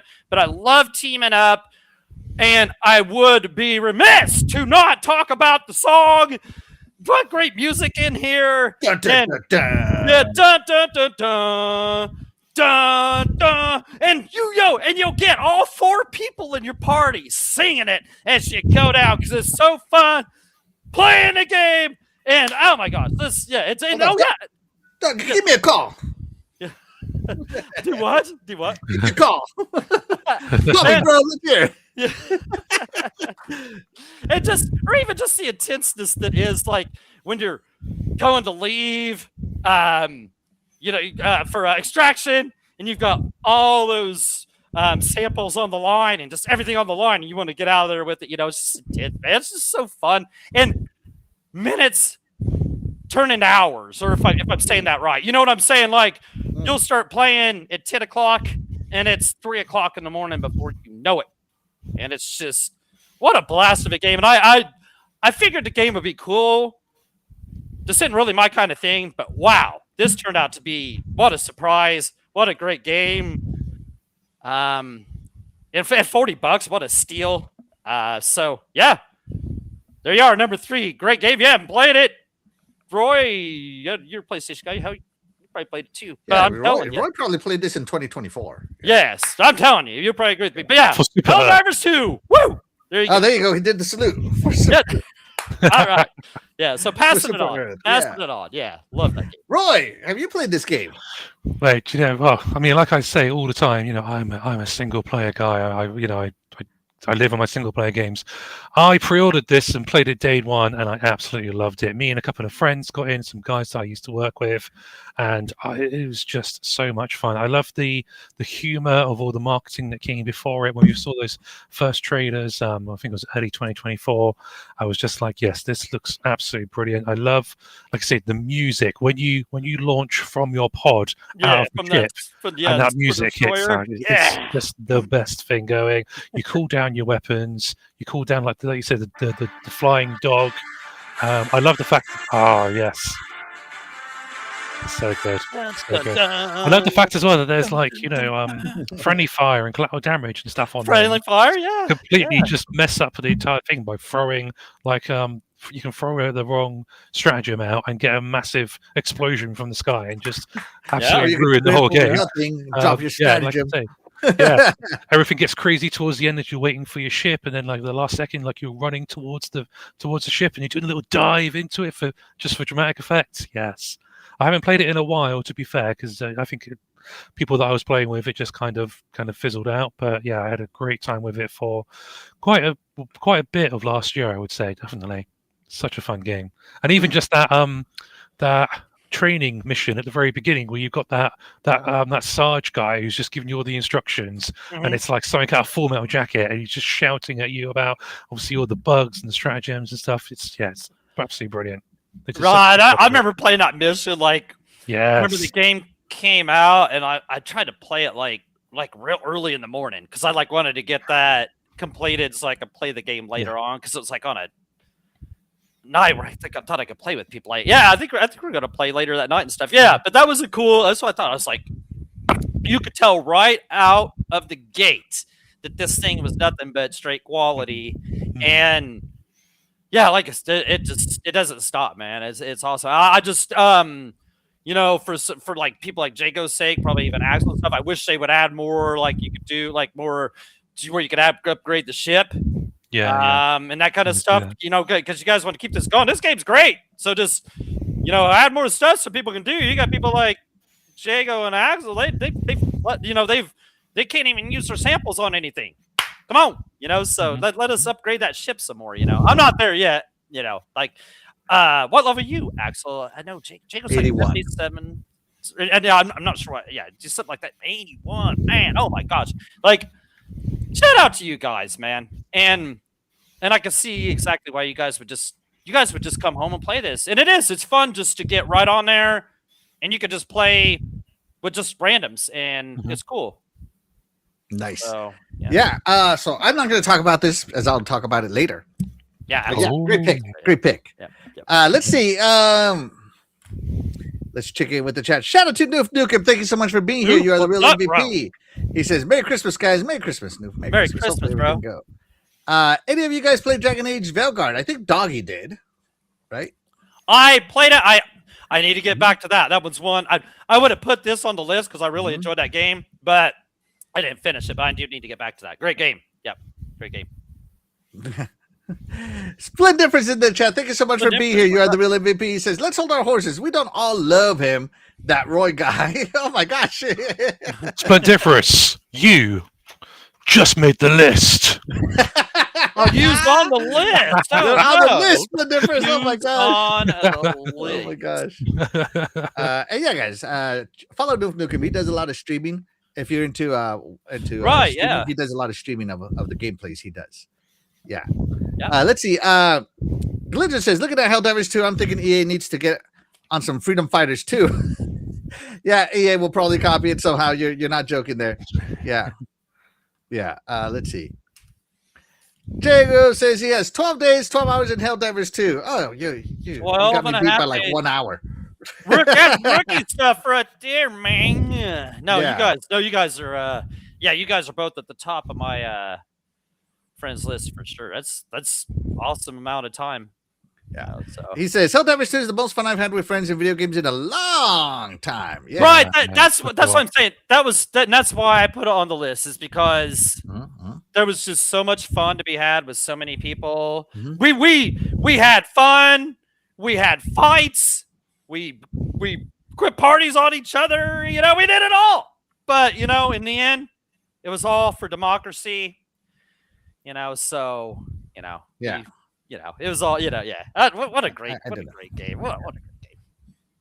Let's see. Noof says he played lots of good games this year, but he thinks Shinobi Art of Vengeance might be his favorite. I played the demo, Noof. I played the demo. It is freaking good. I'm not gonna lie. I'm waiting for it to go on sale. And it is a really good game. Yeah. It's on sale right now, baby. Yeah. No. I'm waiting for it on something. So yeah, let's see. If it's not Play Anywhere, I'm not buying it on this thing. I'm buying it somewhere else. Yeah. I get it. Yeah. Xbox Just say Doggy Dog's enthusiasm for Helldivers 2 is volcanic. Oh man, the new volcanic plan came out. Let's see. The game's it's just an awesome game. It's fun to play. When a guy on the team finds the super sample, he becomes a hero. We have a rule in my squad that if you have the super samples, you're first on the plane. You're first on the boat. Yeah. So let's see. I'm just trying to go through everything. Terminator 2D, buy it. It's incredible. I want to try it. Let's see. Let's see. I'm just trying to go with the chat. Chat, you guys are awesome. Keep going in there. Yeah, Love top you 3 guys. games of the year. If you guys want to throw them in there, yeah. Your top 3. Glitch is over here asking us to be negative. No way. Man, this is the positive show. We might save that show for another topic. But here on this channel, we like to celebrate video games. I think we had one mean negative show. Yeah, we had one show where we did talk about the worst games. We quit on games because I had played a recently terrible game, and I just couldn't stop thinking about how much my life I wasted on that game. Yeah, we wasted our life. But here on this channel, we like to be positive and celebrate games for the 99% of the time. Yeah. All right, so for me, my number 3 game of the year is none other than a game that is currently haunting me, literally, is Hollow Knight Silksong. I have over 50 hours playing this game, and it is content rich. and it is a Metroidvania, but it's also like a Soulsvania. This game is very challenging. There's no such thing as an easy boss in this game, or even sections that are easy, and it just gets more and more brutal the more you play. And I just recently went through a gauntlet that was 11 waves. Jesus. 11 wave gauntlet with no heals, none of that, no extra silk to, or not silk, but like fragments to summon my awesome weapons. So it was 99% skill. And oh my god, it pissed me off so bad. like I got so mad, but when I cleared it, man, it was like you feel that accomplishment, right? So yeah, an 11 wave gauntlet, that was ridiculous. It's not a boss fight, but everybody on the internet calls it one of the hardest boss fights there is. And I cleared it, and I was underpowered, I found out when I cleared it, because when I see people clear it online, they have way more weapons. Their needle is more upgraded than my needle. They have way more health. You know, I'm over here with like 5 marks of health, and they have like 9. You know, they have like triple the silk I have. I'm like, huh. I guess my skill paid off because I didn't need all of that to beat this guy or this level. But it is by far good. The lore of it is so good. The story it plays right off of the original Hollow Knight. So if you know that one, you're in Farloom and you're in a new kingdom. And I am trying to make it to the top of the Citadel right now. And yeah, this game has dominated my life. I play this game on my ROG Xbox Ally, and I play it every night. And sometimes I play it here. I just cannot stop playing this game. I load it up as often as possible. I love my friends. They see me online. They're like, hey, do you want to play with us? I'm like, no. Silk Song's on right now. Sorry. It's you know, sometimes I do stop because you reach those frustration points with very difficult games. But yeah, this game for me is amazing. It is definitely one of the harder games to ever play. And this girl right here, Widow, she was hard. This guy makes it look easy, but trust me, she was hard. So yeah, and I love the bosses. You can run into random bosses all the time in this game. The music, amazing, right? The gameplay, amazing, and gameplay is king. I always talk about gameplay. The story, it just talks about the downfall of the kingdom through her perspective, through what's her name here? Hornet's perspective. Hornet. So yeah, it's great. And by the way, you'll learn to hit every wall. You'll learn to hit every ceiling because it's just packed full of secrets. This game is. And some of those secrets help you out, turns out. So yeah, really fun. Yeah. Dougie, Silk Song, have you played yourself some of this Metroidvania action? I played it, man, and I'm happy to report that I beat this game in, I think, under an hour. I beat this game in under an hour. I don't know why it took you 50 hours to get where you're at. It took me a little bit under an hour to beat this game and realize I know where I'm at. This game is no. But but you mentioned like playing it on the ROG. Perfect. That would be a perfect game for this. You know what I'm saying? So that's cool. I tried it. I wish this was my kind of thing. It's just not. Metroidvanias aren't my thing, so I love my Metroidvanias. I'm glad you're enjoying it, but I'm gonna pass him and see what Roy has to say because I bet you he's played it and hasn't been enjoying, right? Roy, did you already beat Silk Song? Well, I mean, what a tale there is to tell. No, I've not played Silk Song. I played a little bit of Hollow Knight, but I got into one of those sort of headspaces with it where I'm like, I don't have enough free time to sit there and get my ass kicked over and over again. I don't have the time for it, so I haven't played Silk Song. What I will say about it is I've heard obviously really good things, but also I went to I think 3 or 4 different Comic-Cons this year, London and a few local ones. And the amount of amazing Hornet costumes that people were making from scratch, I was like, this game clearly means a lot to people. And it was absolutely stunning. But the game itself, I don't have any experience with. Okay. Sorry. All right. No, it's all good, man. Yeah. I say All right. artists are different. Artists are different. And that's what I love about it is that all of us play different style games. Love it. Yeah. Let's see. Noof said, I tried Elden Ring this year, hated it. Yeah, and I can't blame you, my man. I can't blame you. It's a Souls-like, so.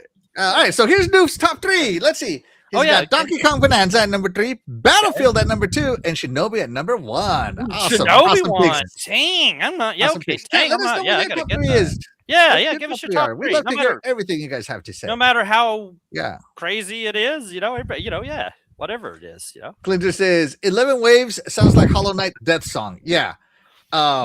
It was rough, man. It was rough. I made it to the 11th wave maybe like 5 times before I beat it, but I probably tried that section maybe a total of 20 times. And sometimes, oh my gosh, it was bad. Let's see. Oh yeah, Noof is already talking about the games he's playing next year. That's our next episode. Yep. So we'll talk about that later. Let's see.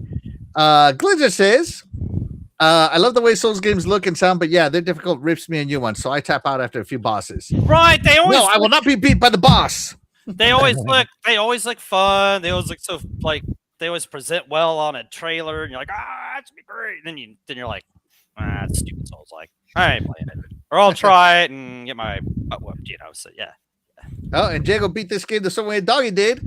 He said, "I beat this game," and he never installed it. No, I gave it. I gave it Yeah. I gave it the good old New York try for a couple minutes there. But yeah.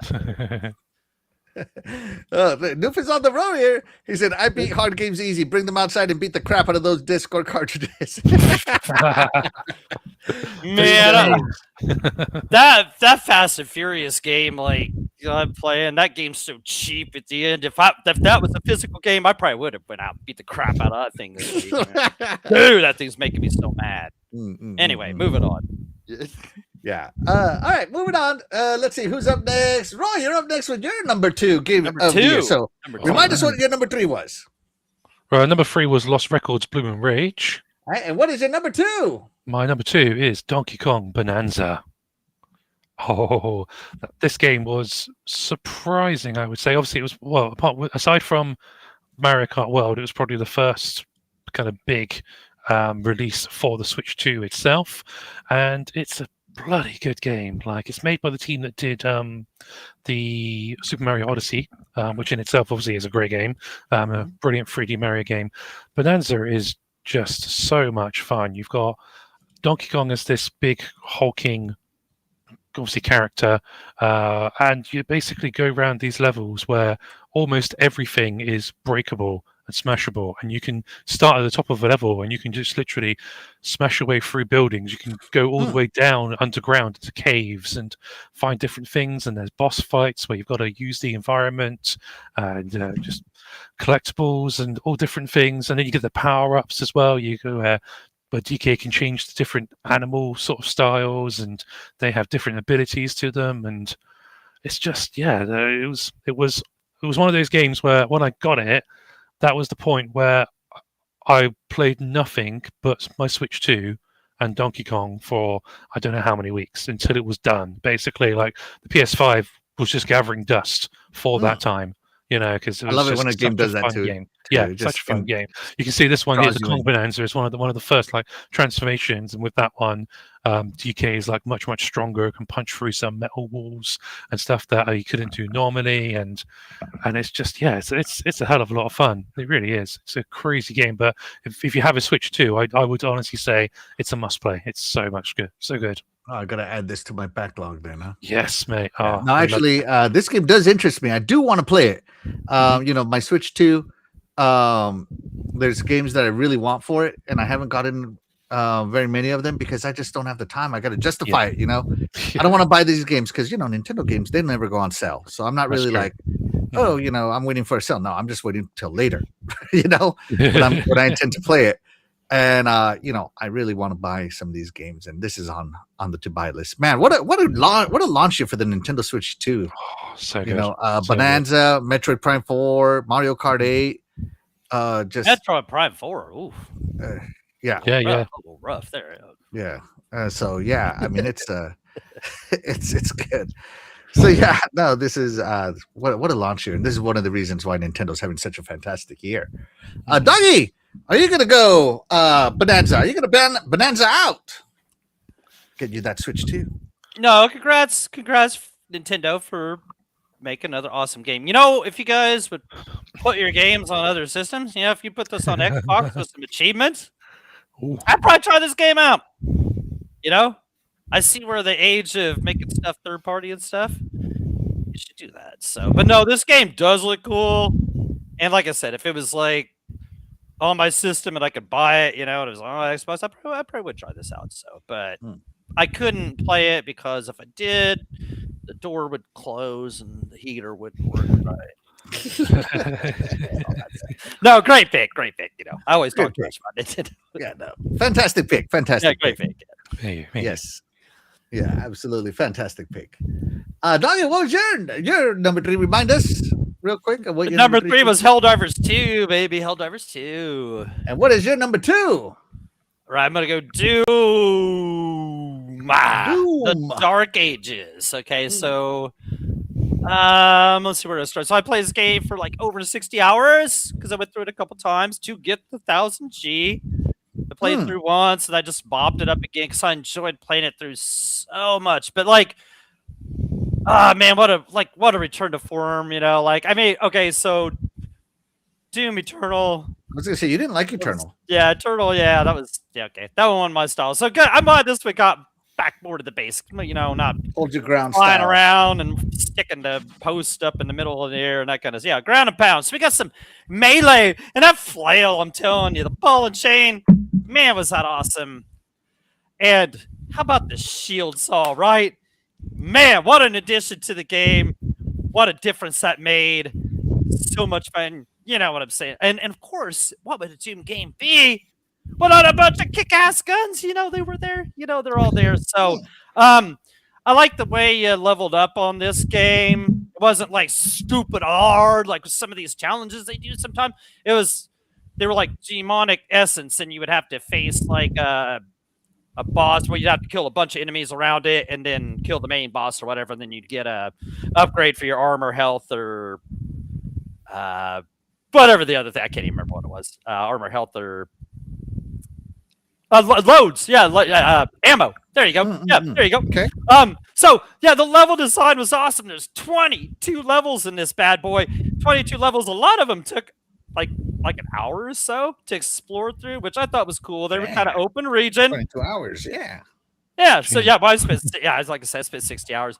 But you got to find these rubies, right? And wraith stones to upgrade your weapons to max, right? And you got Lorex and some skins and stuff like that. All this goes into that 1000G that you wanted to get because I just had to get it. But of course, you had Doom. You had cool enemies. The level challenges were so cool. Yeah, I think there was 3 challenges per level that you had to do, like kill so many enemies with this certain gun in a certain amount of time, or just that kind of. So it gave you little challenges to get right. And then you also had weapon mastery, so you had to master each one of your guns and do certain situations with your gun, and then you would get a gold skin for it at the end of it. And that, of course, added to your. Oh man, the completion of this game was so awesome. It was so fun. It wasn't really that tough, but it was so fun. It just made it what it was. The gameplay was perfect. Of course, you got perfect gunplay because it's Doom. I was kind of worried about this whole parry mechanic. When I saw it back in 2024, and they're talking about parry and this and that, I was like, oh man, like this. No, the parry wasn't tough at all. In fact, on the normal setting, it was actually pretty easy. You probably actually could have. And that's something else that had sliders where you could turn things this or that. I actually preferred to turn the slider up to speed this game up. It kind of needed that. If that was the only thing I would say to do, other than that, I mean, just like I said, I played through this twice just to mop it up because it was just so fun to explore through it. It felt like a return to Doom. And so I loved it so much. I had to get me my Doom helmet. Oh. Doom helmet. I put it on. I got my Look at that. Look at that. Put it on. Doom helmet. No, I'm just kidding. You want? I can put it on. Here, I get here. I'm just kidding. I'm just kidding, bro. Okay, let's get the Okay. All right. Moving the show along. So, all right, yeah, and then you were showing it off earlier. I got my controller. Yeah. I got the wrap for the Xbox 360 for the Series X. You got your new guy with the fur cape. Yeah, and then I have the statue, but I didn't want to get him down. And then I got, of course, you got the blue key card, yellow key card, And the red key card. and a red key card. You're not getting through the whole game without all these, you know what I'm saying? So, and I thought I had something else. I think I even have a tapestry or whatever. But man, I just love this game. I was worried it'd be like tough like Eternal, but it wasn't. I mean, like, I'm sure if you turned it on to the most highest difficulty, it'd be stupid hard, just like it should be. And I can't wait for this. I can't wait for the DLC and let them ratchet it up with difficulty but man, just so much fun. What a return to form. I love this so much. I played it, like I said, I played it through twice, and I'd play through it again. Awesome. If I see it like on PlayStation for like $10, I'll pick it up, play it on PlayStation, and get the platinum on it. Like I love this game that much. So yeah. Awesome. Yeah, play it. Play it. If you haven't played it, it's on Game Pass. Play it. There you go. If you don't have Roy! Game Pass, play it. Roy, this is also on the Nintendo Switch. I think they ported this. I think. I don't know. Don't quote me on that, Or chat. they might, yeah. Yeah. Might have some of them, yeah. Yeah.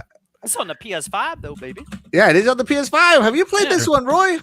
I have not played this one. I love, when it comes to Doom, I love the music. The soundtracks are always Music, yeah. outstanding. Mhm. But I think for me, I struggle a lot with fast-paced first-person games. If there was a third-person option on there, I would probably be all over it. But yeah, I don't know what it is. It's not something I've ever really been able to play through, which is a bit of a shame. I tried a little bit of the Doom, was it like the 2016 one?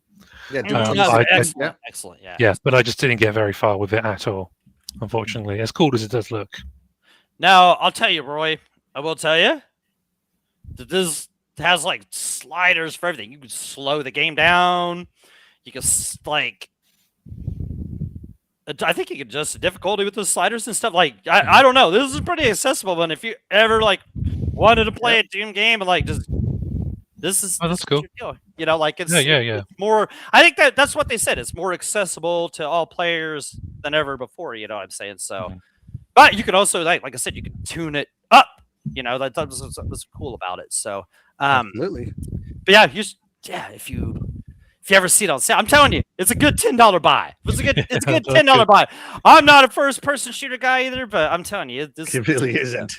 no, but this, you could get into this. I'm telling you. Okay, no, that's cool. Yeah, there you go.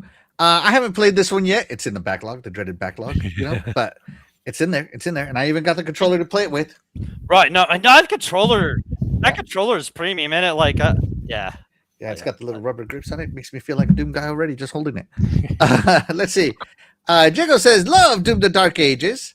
Let's see. And Stanley Francois says, that's a cool helmet, doggy. It is. It really is. Right, yeah, the helmet was cool. Yeah. I had to get that. It was, yeah. And so the story of Doom the Dark Ages I actually enjoyed more than the previous two. Take that for what you will. Yeah, because they, I think in the previous two, you had to do the story through the terminus. Whereas this one had actually happened.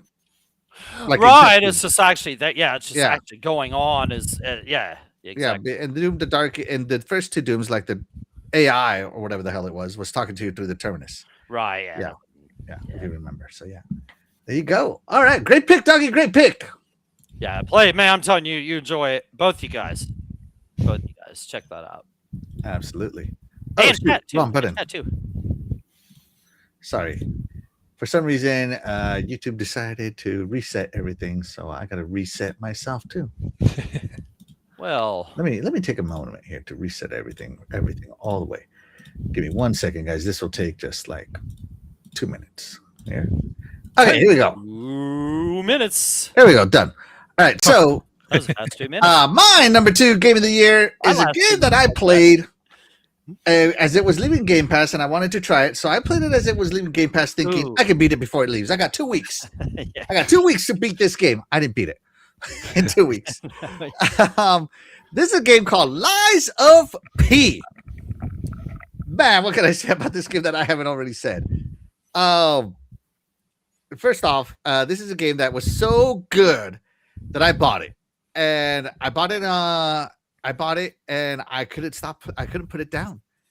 This game just took over my life, literally, in late 2024, early 2025, and I ended up just putting everything else aside to play Lies of P. All I cared about was Lies of P, right?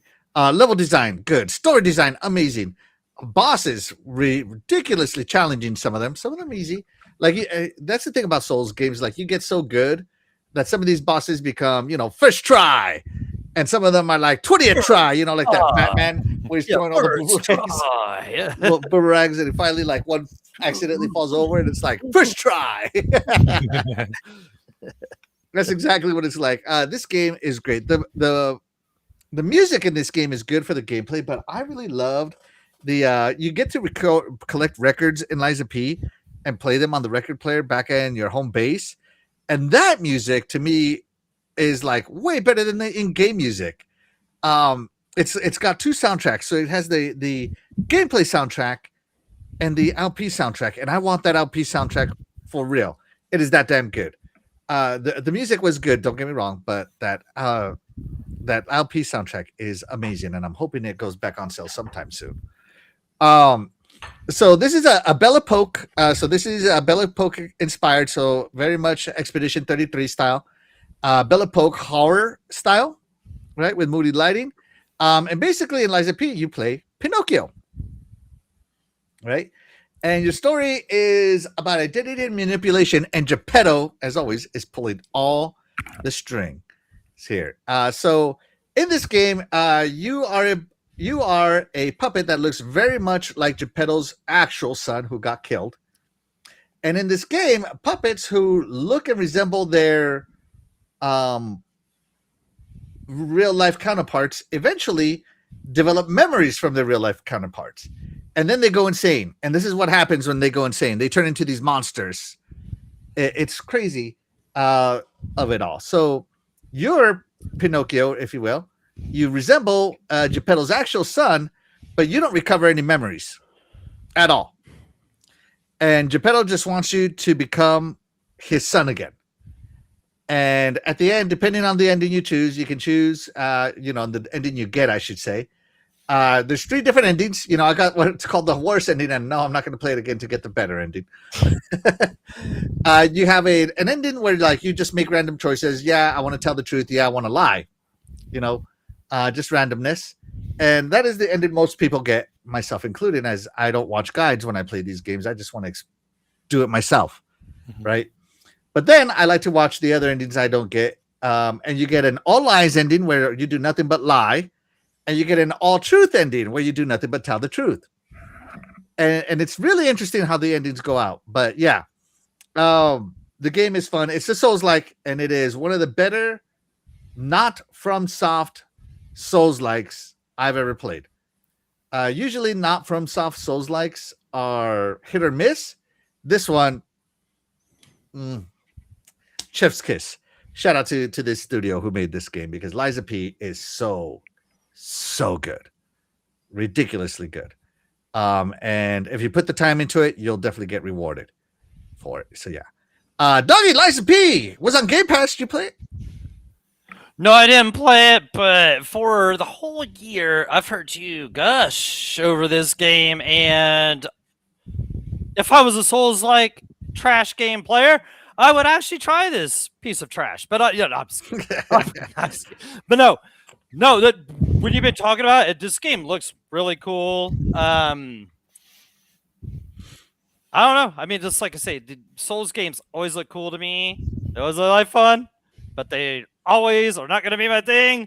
So I'm glad I have Axel here to tell me about. You just gotta get good. No, I'll just have Axel. Become a real gamer. No, I'll just have Axel tell me about him. But I think this has been on your list since the beginning of the year, and congrats to this game for staying on your list.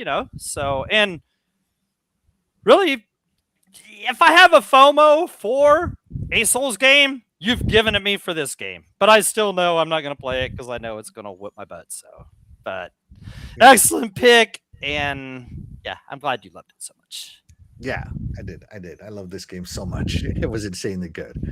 Roy, Liza P, did you ever try this game? It came to everything, I think.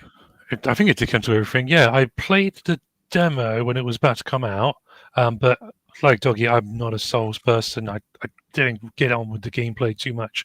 I really like the concept of it. I like the story. I've heard some really good things about, like from people who play these kinds of games like yourself, obviously saying about how it's one of the better, non sort of official Souls games as such.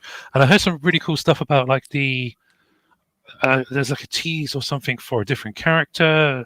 Yes, for Dorothy. She's next. Yes, that's it exactly. So I'd be interested I'd be interested to see what that game is when that does come out. Wizard of Oz Souls. Yeah, this is Wizard it exactly. That sounds really, really cool. It's, again, probably not one that I'd play, but I'd be interested about hearing about it from someone like yourself who's played through and really enjoyed it. And without a doubt, I can understand why you've got it as high as what you have. It's just not one that I would play through myself. Yeah, so far my list is basically just Souls-esque games. I mean, yeah, you can tell here who the guy who enjoys the challenges are. But, those are actual games. I don't know. Like, again, my first game that I ever played was Mega Man 2, and that was not an easy game. So maybe it's just the kind of games I like. Mega Man 2 wasn't an easy game. No. It was not an easy game when you were young. Now that I'm older, it's still not easy. I gotta. I think it's harder now than it was back then. Yeah. Let's check in with the chat real quick. Let's see. Jago says he beat Liza P in 31 minutes exactly. I'd be. You took it longer than me.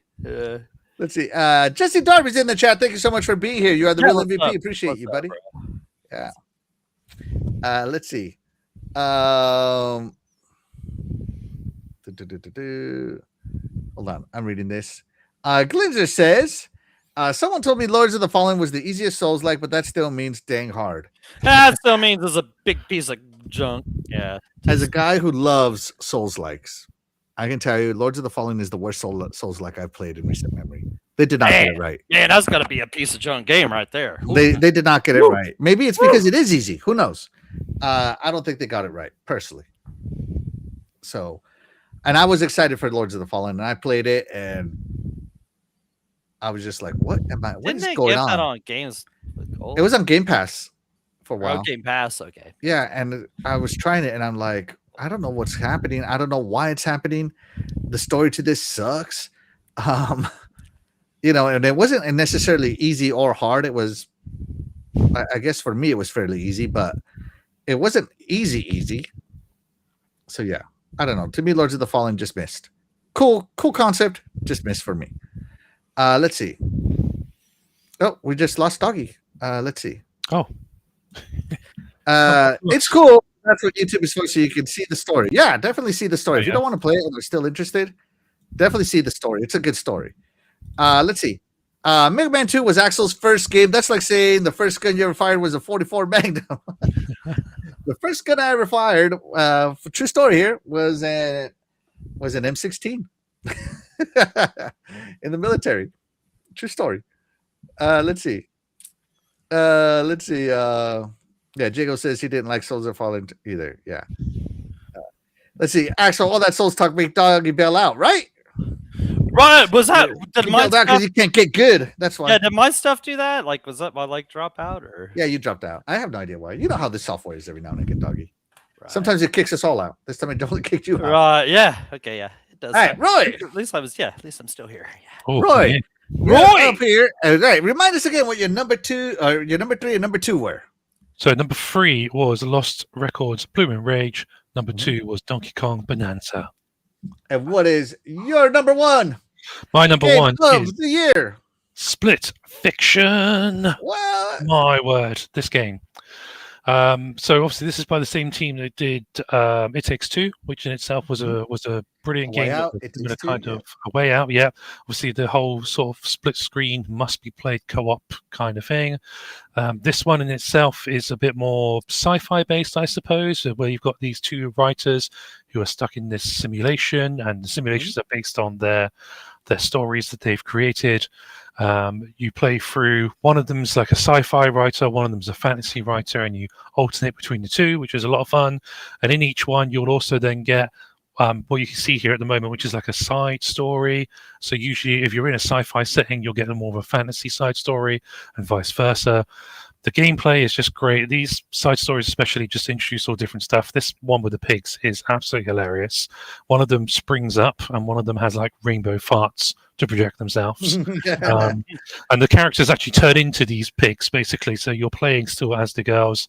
There's like a really great mission early on where you're in like a neon sort of cyberpunky city. You're on a motorcycle trying to escape the police. One of you's having to drive the motorcycle, and the other one's trying to defuse a bomb on the motorcycle whilst using a mobile phone. And it's got all just random like capture things going on. You got to enter codes. You got to decline a call from like a spam caller, and it's all being done obviously within a certain time limit. It's just absolutely brilliant. And without saying too much about the ending, like the last few kind of levels, I suppose, are incredible, to the point where I remember I was playing it with a friend of mine, and we got to one of the last levels, and I looked at what was happening on the screen, and I thought, how did they achieve this?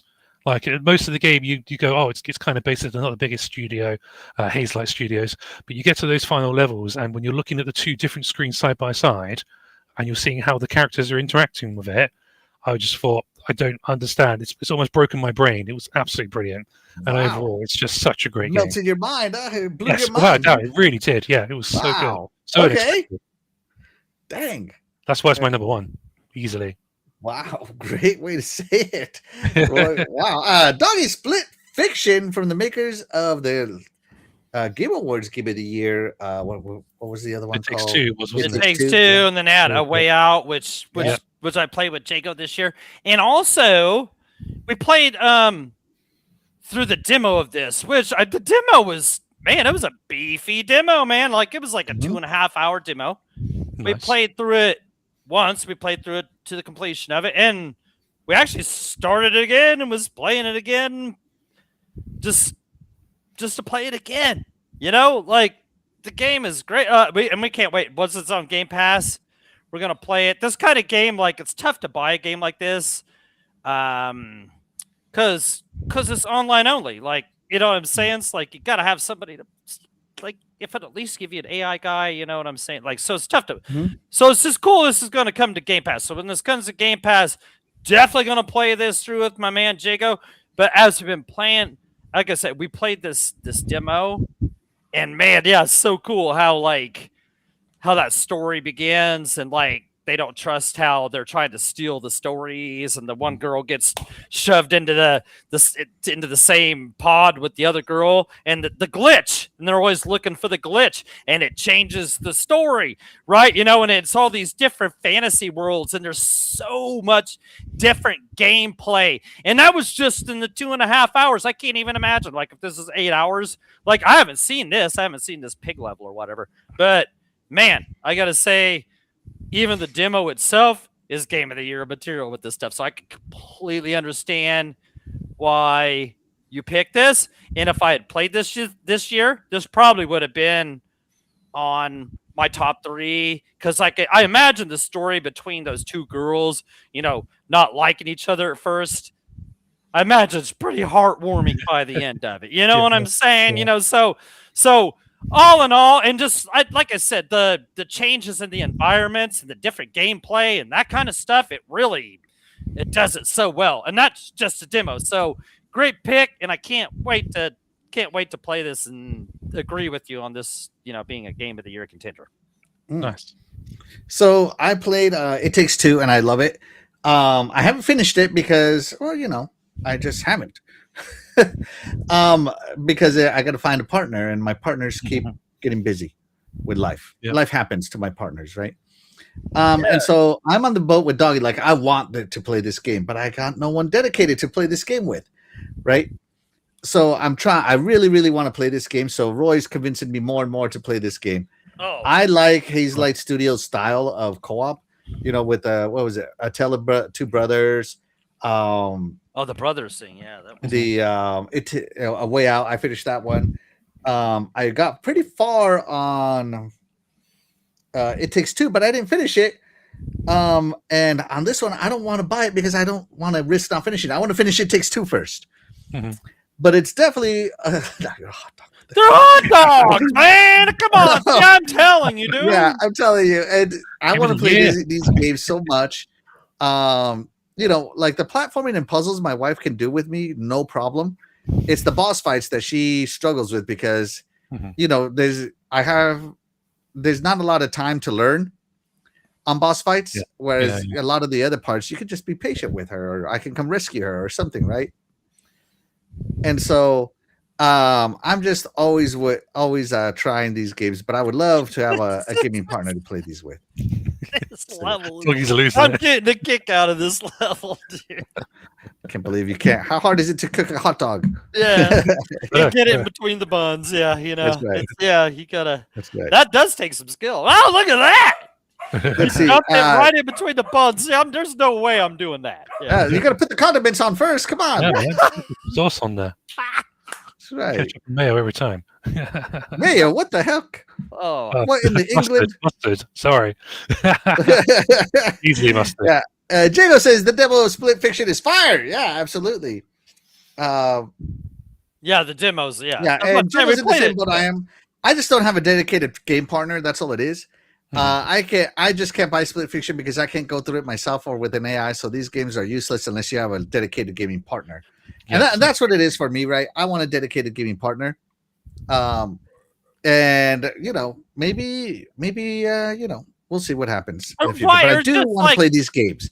I want to play these games so much. It's not even funny. It's just like if I, say I would have just bought that on sale, like when it was on sale for $25. We would have played through it. But then it's just like, you can't, like, say they shut the servers down or nobody wants to play with you. You got nothing. You got nothing. You got a coaster. You know what I'm saying? And that's the problem with that.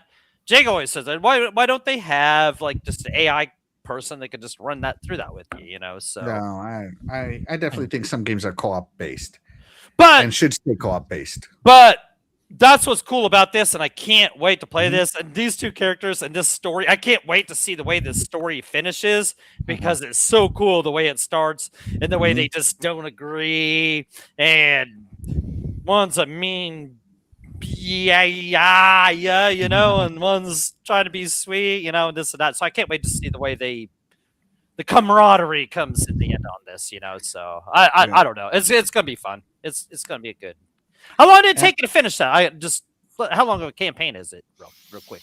I don't know if it's sort of maybe up to 20 hours, something. Oh my gosh! Okay, maybe so. It's 15 to 20, I think. It's been a little while since I played it. That's what I want to play so bad, man. I want to play so bad. Was quite okay. So we got that'll be a few weekends worth of play. You could probably do it quicker, but like if you're gonna want to stop and do all of the side missions, side story bits, which I wanted to because they're just so good, then you've got a bit of time there and quite a bit of gameplay to get through. So Roy, great pick on your game of the year. The game that ruled his 2025 is Split Fiction. Doggy, what game ruled your 2025? I wish I could do that one guy. Glare Obscure Expedition. Quack quack. The game that pissed everybody off at the game. Oh. But I don't really, I don't really understand why it made everybody so mad. Like if you played the game, you kind of understood where it came from with everything. You kind of understood where it ran away with everything. Okay, right? And I think it makes people mad because there wasn't 586 devs working on this, and it took it 7 years and this and that. No, it was just I think 33 ex-devs from Ubisoft that had a love, that had this passion for old JRPGs. So if you're a JRPG fan, this is for you. And if you're not a JRPG fan, I think you should try it out too, because I think you might like it. But man, from the beginning, you're gonna notice the amazing, and it's just like it got these awards for this, like the story writing. Yeah, check, dude, such a great story. The voice acting, yeah, it's there. Like it's some of the best voice acting you're gonna get. You know, the environments are just amazing. The cutscenes, they are just top notch. The combat systems. So let's go over that real quick. You know, JRPGs, you know, turn-based. You know, turn-based can be boring to some people. Okay, but this just added the just whole new level to it. So it's got a you can dodge, or you can even parry, and give damage back. If you're good enough in this game, heck, you can never take no damage from anybody. If you're good enough, if you're Axel style, if you're Soul style, you can take no damage from nobody. But you know, I mean, you good luck there. You have to learn that kind of stuff. But and the QTE in there, the jump, the free aim, this stuff's revolutionary. Like,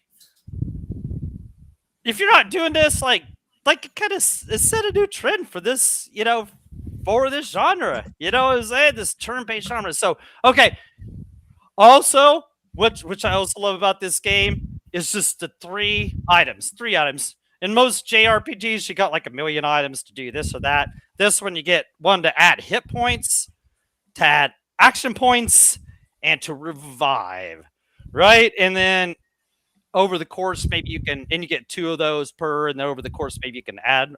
And so you get to stop at these camps. And this is probably Souls-like, I think. But you stop at these camps, and you can refill these items, right? Because they are very crucial. They're very crucial to get, you know, those items are very crucial. That revive, that action point, the hit point. So, but if you stop at the camp, the enemies come back, right? The enemies that you beat. You know, all that, you know, all those enemies that you beat, they come back. So you got to redo them again. So you gotta make that choice. Do you want to do that? Okay. I'm talking so much. Oh my God. Okay. All right. Okay. So each character is so awesome. They have their own ability. I'll just kind of cut it down. Mayel, I love Mayel. She's in my party most of the time. But you got to build everybody up, and you got to build the right party for the right time. But Mayel is one of my favorites. I think that was Mayel that won the voice acting or whatever, and she deserved it. Right, she deserved it. Monaco is one of the best characters in there.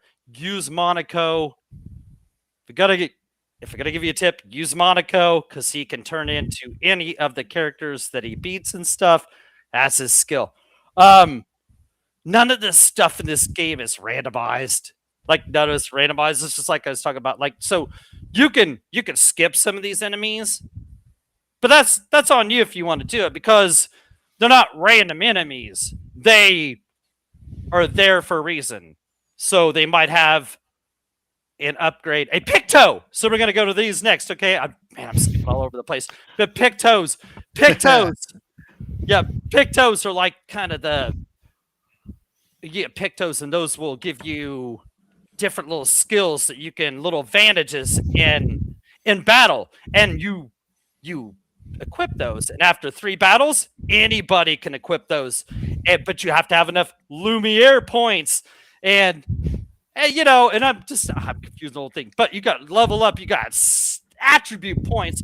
Make sure you level up yourself on agility, because you want to be able to fight more times. You want to have more chances at fighting, because in the end, that's what you're going to need. No fluff in this game. No fluff. But let me tell you something. Going off the beaten path will get you. It will reward you. Sometimes you might run into a guy that will kick your butt up between your shoulder blades. Hey, that happens. Come back and get him later. That's what happens. But the story in this game, oh my God, I don't want to kind of ruin it anyway, but at the end, you'll be like, oh, Oh, I see. Why didn't I get it? I know I've missed so many things I wanted to say about this game, but for $50 stinking dollars, $50, not 70, not 80, not nothing like that. For 50 stinking dollars, you got a polished. It wasn't broken at launch. You got a polished product that didn't need no DLC, that has plenty new game plus plenty of stuff to do afterwards. If you're a JRPG fan, this is a throwback to the games of old while adding new genre defining elements to it. You owe it to yourself. Even if you're not a JRPG fan, my man Jaco, he's not a JRPG fan. He loved the game, right? But you owe it to yourself. Play this game. Enjoy this game. There's so much to it. I butchered the review of it, but man, there was so much to love. The pictos, the loving yourself. Yeah, I'm gonna pass it on. Hopefully, one of you guys have played this and you can carry on. I know Roy played this one. Yeah, carry on, Roy. Yeah. My number 4. My number 5. This one. I mean, like I say, I didn't get a chance to finish it, but I want to go back to finishing it when I get hold of another copy. And I think, knowing what I know about it, if I had managed to finish the game before now, it probably would have been a lot higher, possibly even number 1. It deserves like the merits that it gets. 100%. I am not a JRPG guy, as we've discussed over the course of this episode. There's a lot of things in that genre that I have not touched in the slightest, but the gameplay for Clair Obscur is just brilliant. Love the story, love the settings. That at the beginning, or near the beginning there, that floating waters place that you go into, which might be in this video, absolutely amazing, beautiful. Like how this is only like you say, like a $40, $50 game. It's just absolutely crazy how much there is there for your money, and it's great. The turn-based combat works really nicely. You've got that, you've got, like you say, like the QTEs there. You've got that dodge and parry mechanics just to add that little bit extra to it, and it's great. It's so great, and again, it looks absolutely stunning in places as well. It really does. Yeah, the Unreal, they do good with the Unreal Engine 5 too. Like a lot of games don't perform well in Unreal 5. This one does.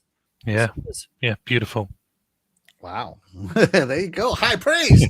I haven't played this one, but I want to. It is in the backlog of, I just don't have the time I used to. And this is weird because I play almost every day, and I just don't know how Doggy beats 10 times the games I beat in the same amount of time. Axel, like I could tell you this, like you with like your souls and your dodging mechanics and your parry and all that stuff. Mm-hmm. Man, you would appreciate this so much. And like, because you already love JRPGs, right? Like, I mean, I like RPGs enough, yeah. And it's such a throwback, like, to old school JRPGs like that, or JRPG if you want to go, Mm-hmm. But man, that kind of that dodge, that parry, that mechanic, with all that, it adds. It's genre defining. Like, these guys really did something. And this is why these guys got like 9 out of the 11 awards that they were nominated for. And I don't even know if I mentioned it. The music in this game is just stupid good. Yeah. It's just stupid. And me as a music guy, I want to. So yeah. Great pick, Doggy. Great pick. Game of the year for Doggy. Let's check in with the chat. Oh my gosh, hold on. I gotta here we go. After the Divinity trailer that blew everyone away at the Keeleys, I looked up the games. They look kind of tough. Have you all played Divinity 1 and 2? They're hard. They are unforgiving, and once you get it, you're gonna play maybe like 10 hours and have to restart. But a single playthrough will take you maybe 60 hours. But the problem is getting to know the mechanics of the game enough to not make mistakes and not have to restart. In total, you'll be playing this game for hundreds of hours. They are tough, and they are unforgiving. They're based in Dungeons and Dragons. So, if you know anything about Dungeons and Dragons, it is unforgiving. So, yeah. And Divinity, they're not based in Dungeons and Dragons, but they they get a lot of their inspiration from it. So yeah, it's very much like Baldur's Gate was unforgiving. This one is too. So yeah. Let's see. Let's see. 200 hours for a Divinity game. That I need that old Final Fantasy spell slow time, which means forget about it. Forget about it. There you go. Jago says, I'm not huge on JRPG games, and I'm the one who almost forced Doggy to play this game. Oh. I don't know, but I know he's played it before me, but there was no force of me to play it because I when they showed this game and Yeah, I've been hyped whatever for this it game for a long was, time, yeah, and like whatever it was, I was gonna play it. This game came out the same time that Lunar Remastered came out, like 2 weeks before Doom and Expedition came out on the same day, right? And so I wanted to finish Lunar, the first Lunar, so I finished that, and I went to Doom, so I didn't play that, so I didn't get it. But yeah, I mean, that there was. I was totally hyped for this game. I love JRPGs, and what this game did for the genre, it was just it's nuts. And devs that don't do this kind of stuff with this, she's using the free aim there. I forgot to mention the free aim or the jump. When you're not they had all this in there. If you're not doing this, you're falling behind at this point. I think that's what makes other people mad. That they won 9 awards out of 11. You're going to have to step your game up. These 33 punks made you step your game up. It really did. I mean, it did. It was there you go. Wow. Not only did they win 9 awards out of 11, they won 10 awards out of 12 because they are Doggy Dog's Game of the Year. Yeah, right. Yeah, we're not gonna want to G-off things off there. You got 2 11 out of 11. I give you the other 2, but yeah, no, this game deserved everything that it got, and it did. It got those awards and it deserved it. So moving on. Jesse Darby says, I really don't know what my game of the year is. I play too many. I was struggling, man. Right, it was a tough call. Yeah. I could have went with Helldivers as my favorite just because I played it so much with so many friends. Right? Go. It was a tough call. Tough call. All right. Let me see here. Let me see. What do we got going on here? All right, we're caught up. All right, here we go. So Doggy already talked about this game, but now I'm going to talk about this game. All right, so listen up, citizens of Super Earth. My number 3 game of the year was Hollow Knight Silksong. My number 2 was Liza P. But my number 1 game of the year is the game I have played more than any other game of the year, and that is Helldivers 2, right? This Helldiver Axel, right? With my armor scorched, my cape is torn, and my last 3 squad mates are respawning because I may or may not have miscalculated the blast radius of a 500 kilogram bomb. Okay?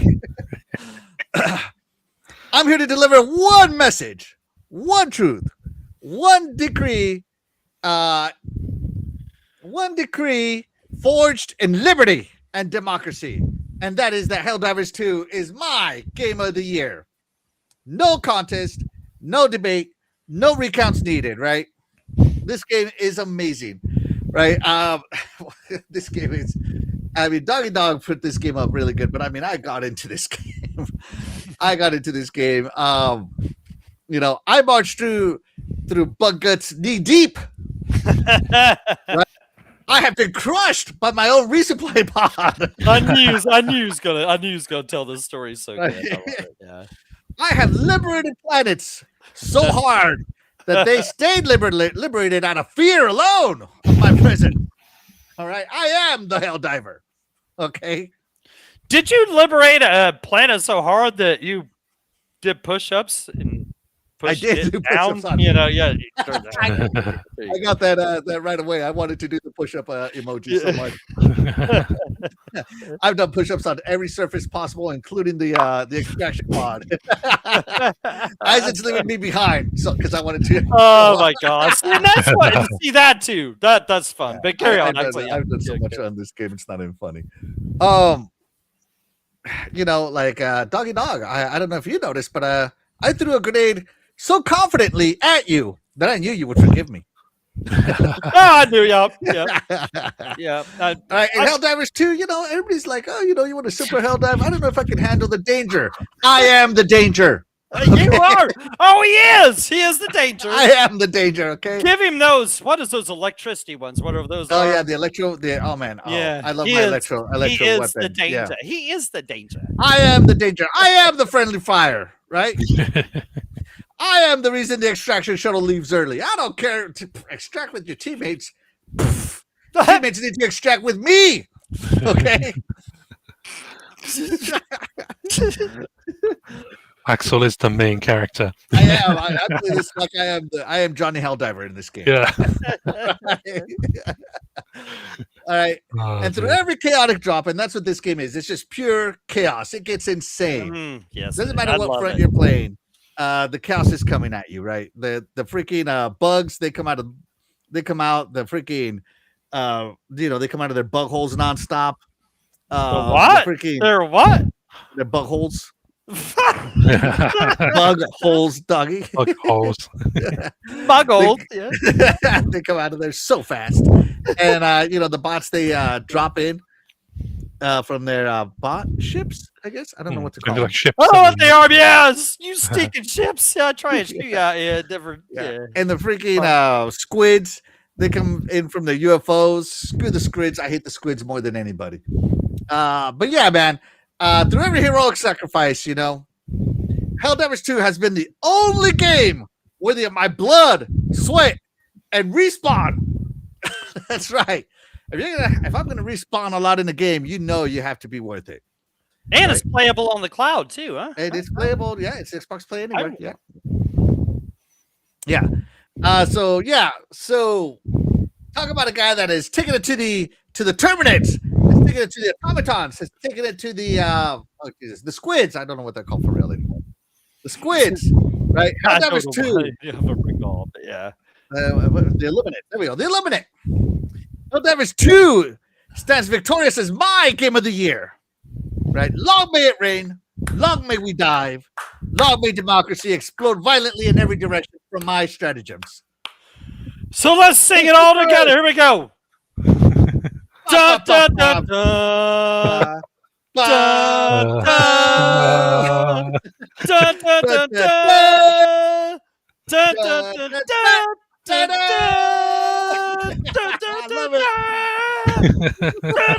da, da, da. That's what I'm saying. That's what I was talking about earlier. That's the camaraderie. That's the stuff this game is, man. That's where it is. Yeah. Look, Doug already talked about how great this game is, so I just needed to talk about how great I am in this game.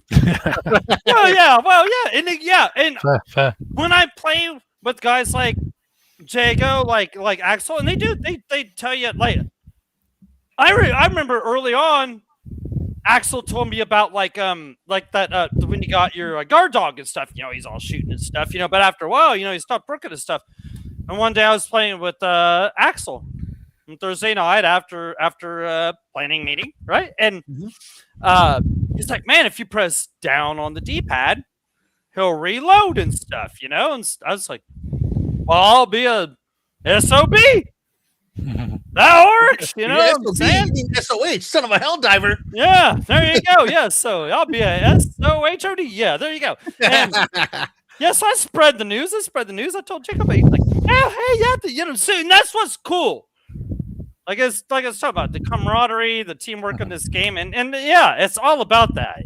There's no, you'll get some punks here or there. They'll try and shoot you at the end or whatever. But all in all, this game, man, it's just like I said, you go in there 1 or 4 deep, be with your friends, and you're gonna have fun no matter what, man. It's a great game, $40 package, man. Go ahead and pick up the $60. Way more than $40 on this game. Yeah, go ahead and pick up the $60 version and get the Super Citizen because it's worth it. Because you're just gonna get it.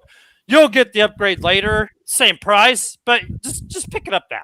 Because my favorite thing to do right now that much is to throw my resupply, or not my resupplies, the reinforcements into the stratagems. I don't know why I get a kick out of like just sending randos into like artillery shells or like hell, napalms. I don't know. They get so mad, and I just laugh it all out, man. Right. It's so funny. Right. Oh, See, my God. cool things you just do in this game. It's just like This game is I don't great. know. It lets you be fun. It doesn't get old. And like I said, I hope they do more with like what you could do with the ship modules and stuff to upgrade the ship. You know, where you can use more of more of the samples, because because that's part of the fun. Getting the samples and going through the map and getting all the stuff. If you can't use half the stuff you get, I finally have a good loadout for the rupture strain. The rupture strain of Terminates was my worst, and I finally 2 days ago got a loadout that I just took him to school on hard super hell dive. Right. And I'm yes, this is my loadout now. Right, and finding your cool loadout you like. Right, yeah, you find that shotgun, or that cool grenade launcher, handgun that or grenade launcher. Yeah, that's what I'm saying. You find what you like, and after a while, at first it's tough, but man, once you feel like a badass in the game, you start ruling the game, man, and you start becoming one. And Liberty is getting a taste of Liberty getting spread to the punks all over there. Yeah, but man, what a great game of the year for me, man. Like I said, who would have thought that a PlayStation game would have been my game of the year? And not Roy's, a multiplayer PlayStation game.